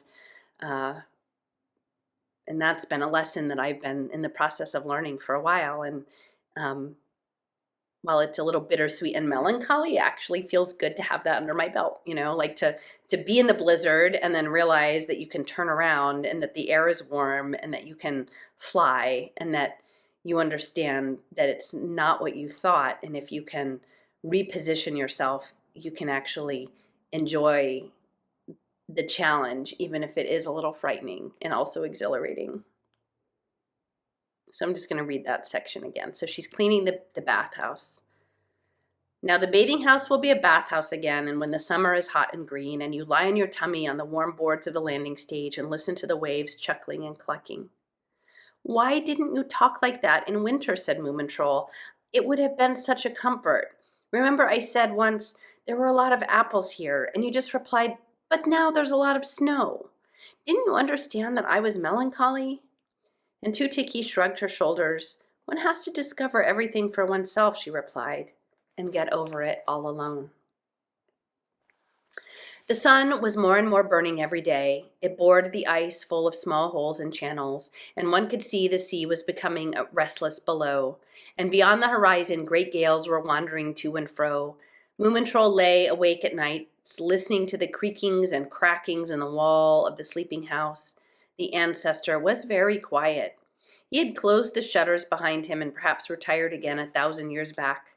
The damper cord had disappeared into the cranny between the stove and the wall, tassels, embroidery, it all. He liked it, Moomintroll thought. He had moved from the basket of wool and was sleeping in his own bed again, and in the mornings the sun shone farther and farther into the drawing room, looking embarrassingly at the cobwebs and the dust pellets, and the bigger dust balls, those that had grown round and full of personality. Moomintroll could carry out the the bigger dust balls, those that had grown round and full of personality, Moomintroll could carry out on the veranda, but the small ones he allowed to roll about as they liked. And so here's Two Tiki cleaning up the bathing house with little Mai on her ice skates in the background. He's coming back, and then there's the ancestor with the tassel. And Here's Moomintroll carrying out the bigger dust bits. The earth under the south window was becoming quite warm in the afternoon. It looked slightly bulging from brown, bursting bulbs and from the many small root threads that were eagerly sucking at the melting snow. And then one windy day, a little before dusk, a strong and majestic report was heard from far out at sea. "Well," said Two-Ticky, and she put her teacup down, "the spring cannonade's starting." The ice heaved, and more reports thundered, and Moomintroll ran out from the bathing house to listen in the warm wind. "Look, the sea is coming in," said Two-Ticky behind him, and far out a white border of waves was hissing, angry and hungry waves biting off piece after piece of the winter ice. A black crack came shooting in along the ice. It wove to and fro, and then it tired and disappeared. The sea heaved again, and new cracks formed, and they broadened. "I know someone who'd better hurry up and come home," said Two-Ticky. Little My, of course, had noticed that something was about to happen, but she simply couldn't leave off. She had to take a look out where the sea had broken free, and so she had skated up to the outermost edge and cut a proud figure 8 right in the face of the sea. And then she turned about and went back at top speed over the cracking ice, and at first the cracks were quite thin. Danger, they were writing all over the ice as far as she could see, and the ice sagged and heaved and sank again, and every now and then thundering the cannon salute of festivity and destruction that sent delightful cold thrills up her back. "I hope the silly asses won't be hopping out here to save me," she thought. "That would spoil everything." And then she went full speed ahead, nearly doubled up on her kitchen knives, and the shore didn't seem to come any nearer. And there she is on her little kitchen knife skates. They're a very serious expression. Now some of the cracks were widening and becoming streams, and an angry little wave lashed out, and then suddenly the sea was filling with rocking ice islands that knocked against each other in confusion. On one of them stood little My, looking at the stretches of water all around her, and she thought without any special alarm, "Well, this is a pretty picture." And Moomintroll was already on his way out to her rescue, and Two-Ticky stood looking on for a while, and then she went inside the bathing house and put a kettle of water on the stove. Quite, she thought, with a little sigh. It's always like this in their adventures, to save and be saved. I wish somebody would write a story sometime about the people who warm up the heroes afterwards. And as Moomintroll ran, he watched a small crack running alongside him, and it was keeping abreast of him, and the ice heaved in the swell, and suddenly it broke in pieces and started rocking violently under his feet. And little My was standing quite still on her ice floe, watching the jumping Moomintroll, and he looked exactly like a bouncing rubber ball, and his eyes were round with excitement and strain, and when he landed at her side, little My held up her arms and said, "Put me on your head, will you, so I can get off if I must?" And then she grabbed a sure hold of his ears and cried, "Ay, company, towards the shore, turn!" And Moomintroll threw a glance at the bathing house, and the chimney was smoking, but not a soul was to be seen on the landing stage, wringing its hands from worry, and he hesitated and his legs suddenly felt heavy from disappointment. "Off we go!" shouted little My, and Moomintroll set out, and he jumped and jumped with set teeth on shaky legs, and every time he landed on a new floe, a cold shower washed his tummy. And the whole stretch of ice was broken now, and the waves were waltzing all the way to the shore. "Keep in step!" shouted little My. "Here's one again. You'll feel it under you. Jump!" And Moomintroll jumped at the exact moment when the wave gently pushed an ice floe under his paws. 1, 2, 3, 1, 2, 3. Little My was counting in waltz time. 1, 2, 3, 1, 2, 3, jump! And Moomintroll's legs were shaky and his stomach were as cold as ice, and a red sunset was breaking through the cloudy sky, and the gleam of the waves hurt his eyes, and he felt hot all the way down his back, but his stomach was cold, and the whole cruel world was swirling dizzily before his eyes. Two-Ticky had kept an earnest lookout in the window of the bathing house, and she saw now that things were going badly. "Stupid of me," she thought. "Of course he can't know that I've been looking out the whole time." And she rushed out on the landing stage and cried, "Oh, well done, sir." But it was already too late, because the last lonely jump had been too much for Moomintroll, and he suddenly found himself floating in the sea with water up to his ears, while a spirited ice floe kept knocking him in the back of his neck. Little My had let go of his ears and taken a last long jump ashore. It is strange how deftly people like Mice get on in life. Catch hold, said Two-Ticky, reaching out a steady paw, and she lay on her stomach on Moomin Mama's washboard and looked straight into Moomin Troll's troubled eyes. There they are, out on the ice. There, there, she said, and slowly Moomin Troll was dragged up over the ice edge, and slowly he crawled inward over the boulders by the water, and he said, "You didn't even care to look on." "I watched you through the window all the time," Two-Ticky replied worriedly, "and now you better come inside and warm yourself." "No, I'm going home," said Moomin Troll, and he rose to his feet and staggered off. "Warm syrup," Two-Ticky shouted after him. "Don't forget to drink something warm." The path was wet from melting snow, and Moomin Troll could feel roots and pine needles under his paws, but he was shaking from cold and his legs felt slithery like rubber. He hardly turned his head as a small squirrel jumped across his path. "Happy spring," said the squirrel absent-mindedly. "Well, thanks," replied Moomin Troll and continued on his way. But all at once he stopped short and stared at the squirrel. It had a big and bushy tail that shone red in the sunset. "Do people call you the squirrel with the marvelous tail?" Moomin Troll asked slowly. "Of course," said the squirrel. "Is it you?" cried Moomin Troll. "Is it really you who met the Lady of the Cold?"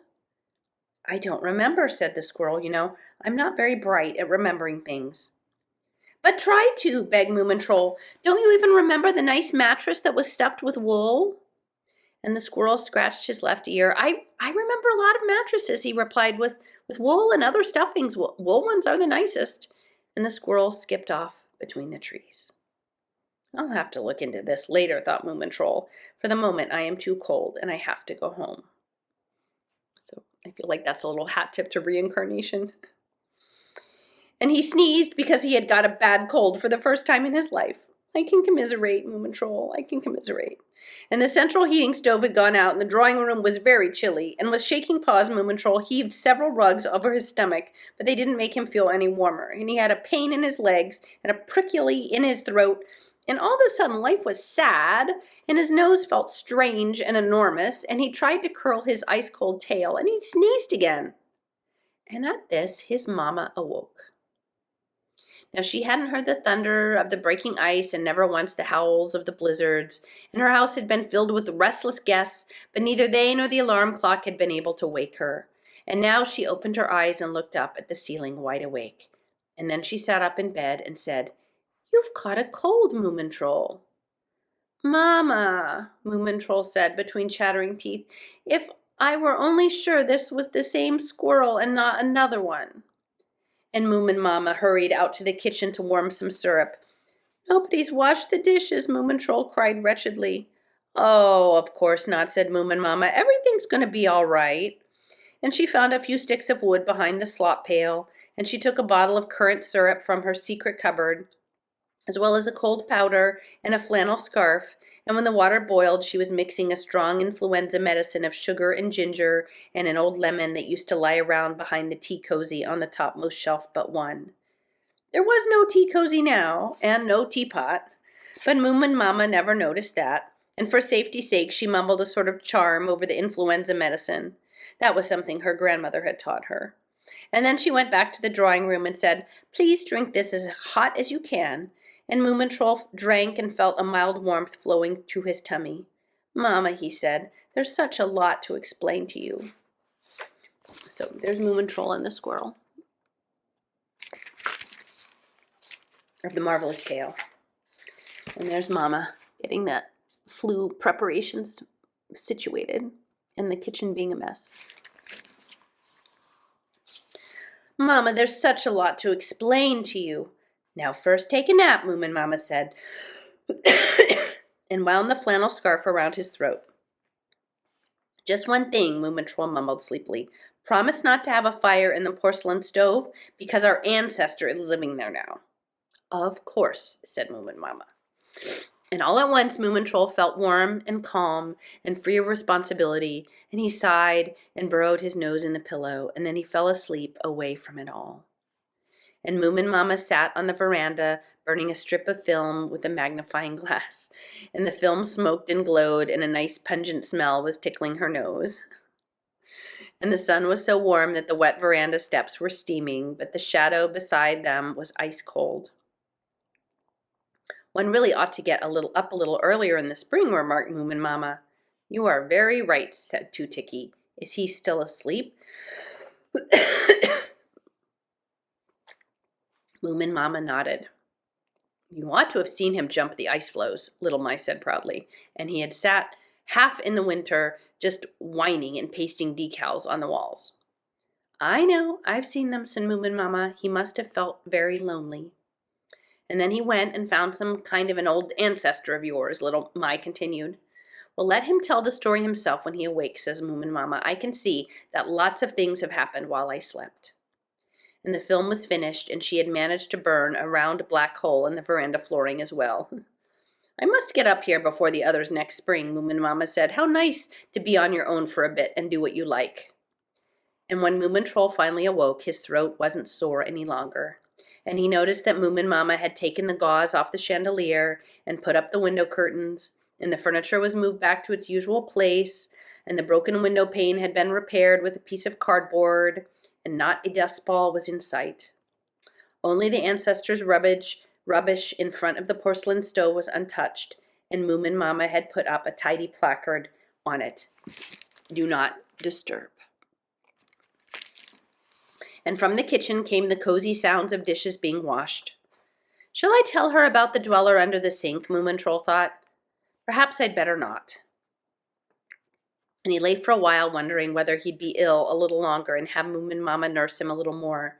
But then he decided that it would be nicer still to take care of Moomin Mamma himself, and he went out to the kitchen and said, Let me show you the snow. And Moomin Mamma at once stopped washing dishes, and they walked out into the sunlight together. There's not so much left of it now, Moomin Troll explained, but you should have seen it in winter. The drifts reached up to the roof. You could hardly take a step without sinking up to your nose. And do you know when the snow comes, it falls down from the sky like tiny and very cold stars. And up there in the black sky you can see fluttering blue and green curtains. That sounds very nice, replied Moomin Mamma. Yes, and even if you can't walk on the snow, you can slide along it, continued Moomin Troll. It's called skiing, and it makes you rush ahead fast, like lightning in a cloud of whirling snow, and you've got to look sharp or else. You don't say, said Moomin Mamma. Is that where you use trays? No, they're better on the ice, her son mumbled, a little taken aback. Really? Really? Said Moomin Mamma, squinting at the sun. Well, life is very charming, I must say. Here one has believed all one's life that there's just one use for a silver tray, and then it appears to be still better for quite another purpose. And every year people are telling me that I give myself far too much trouble making such a lot of jam, and then all of a sudden it's all gone. Moomin Troll blushed. Has Little My told you about? He asked. Yes, said Moomin Mamma. Thank goodness that you took care of the people so I wasn't put to shame. And do you know, I really believe that the house will be a lot airier without such a lot of rugs and odds and ends. Besides, it makes cleaning very much simpler. And Moomin Mamma scooped up a handful of snow and made a snowball. And she threw it clumsily, as mothers do, and it plopped on the ground not very far away. I'm no good at that, said Moomin Mamma with a laugh. Even Saryu would have made a better throw. Mother, I love you terribly, said Moomin Troll. Then they went strolling down to the bridge, but no mail had come yet. The evening sun threw long shadows through the valley, and all was calm with a wonderful peace.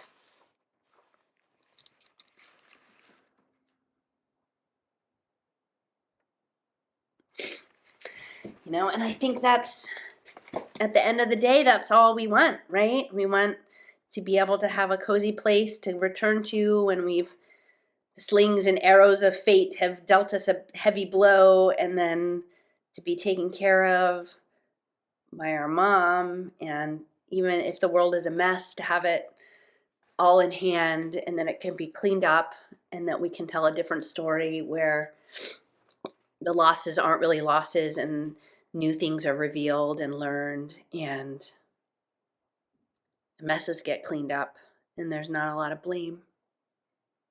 And I do, in my heart, want to believe that, we're all part of a beautiful divine being, and that being is benevolent and that we're down here um, in the drawing room climbing through the hatch of the roof in the snow and bumbling around and being a little melancholy and sad and meeting people and having adventures and then doing some dramatic incident and then coming back and then taking a nap and integrating it. But that at the end of the day, your mom will understand.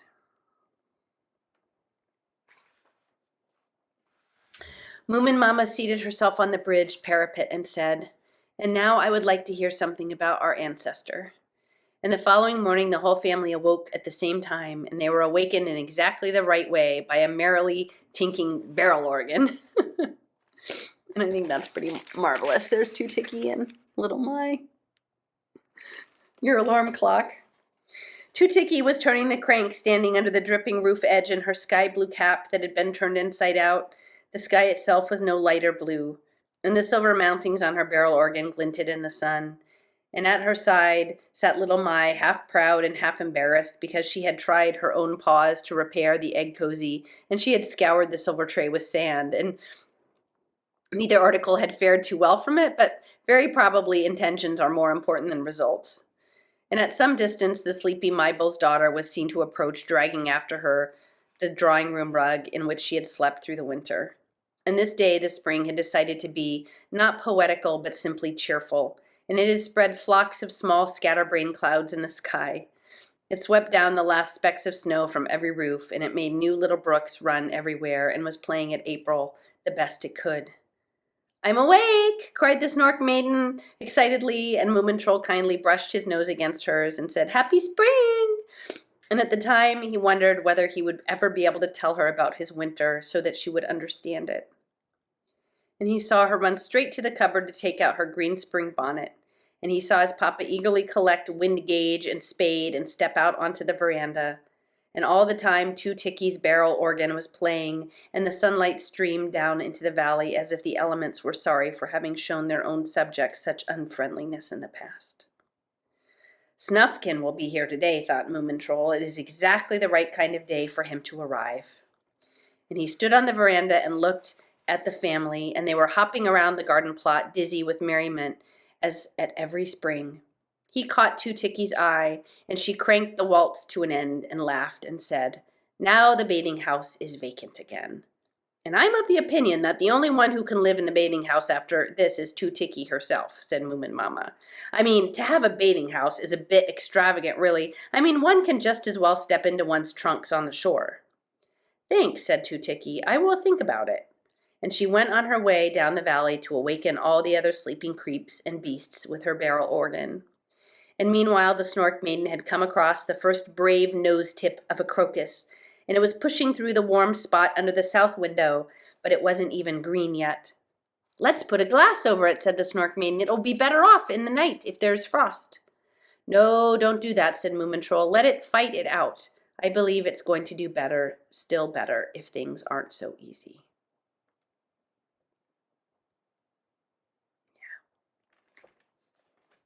So here is the Snufkin coming from the south, arriving back. And then this is them with the crocus. And I just want to reread this section where the Snork Maiden says of the crocus, "Let's put a glass over it. It will be better off in the night if there is a frost." "And no, don't do that," said Moomin Troll. "Let it fight it out. I believe it is going to do still better if things aren't so easy."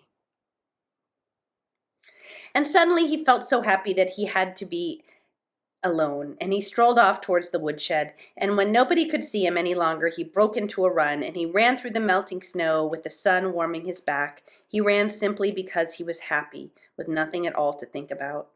And he ran on down to the shore and out onto the landing stage and straight through the empty-aired bathing house. And then he seated himself on the bathing house steps with the spring sea at his feet. And he could only just hear the barrel organ playing in the farthest corner of the valley if he listened very closely. And Moomin Troll looked down into the water and tried to remember the time when the ice had stretched away and melted into the darkness of the horizon. the end and the beginning. Look how sweet, the little picture of him in the bathing house, the eight-sided bathing house. So I will be uploading this. I think minimal editing, so I'll probably go ahead and upload it tonight. And so if you're listening tonight, Merry Christmas Eve. If you're listening tomorrow, Merry Christmas. Or if you don't celebrate Christmas, then Happy Solstice. And I hope you've had a good year. I'm counting my blessings this year. Again, like the little crocus or the little melancholiness. Sometimes it would have been nice to have someone hold your hand and say it's okay. But on the other hand, putting your shoulder into it and getting through it is also really great. And I'm enjoying where I've landed. And as I mentioned to someone, may 2026 bring more playfulness in the infinite game. My friend Sean sent me a lovely family Christmas card about the playful universe. So may 2026 bring more options for playing and more options for balance and more heart-centered laughter. And that is what I wish for us. And we just have to, if we're going through the blizzard, realize maybe we can turn around and the wind is actually warm. It will help us fly. We just have to change perspective. Good night, everybody.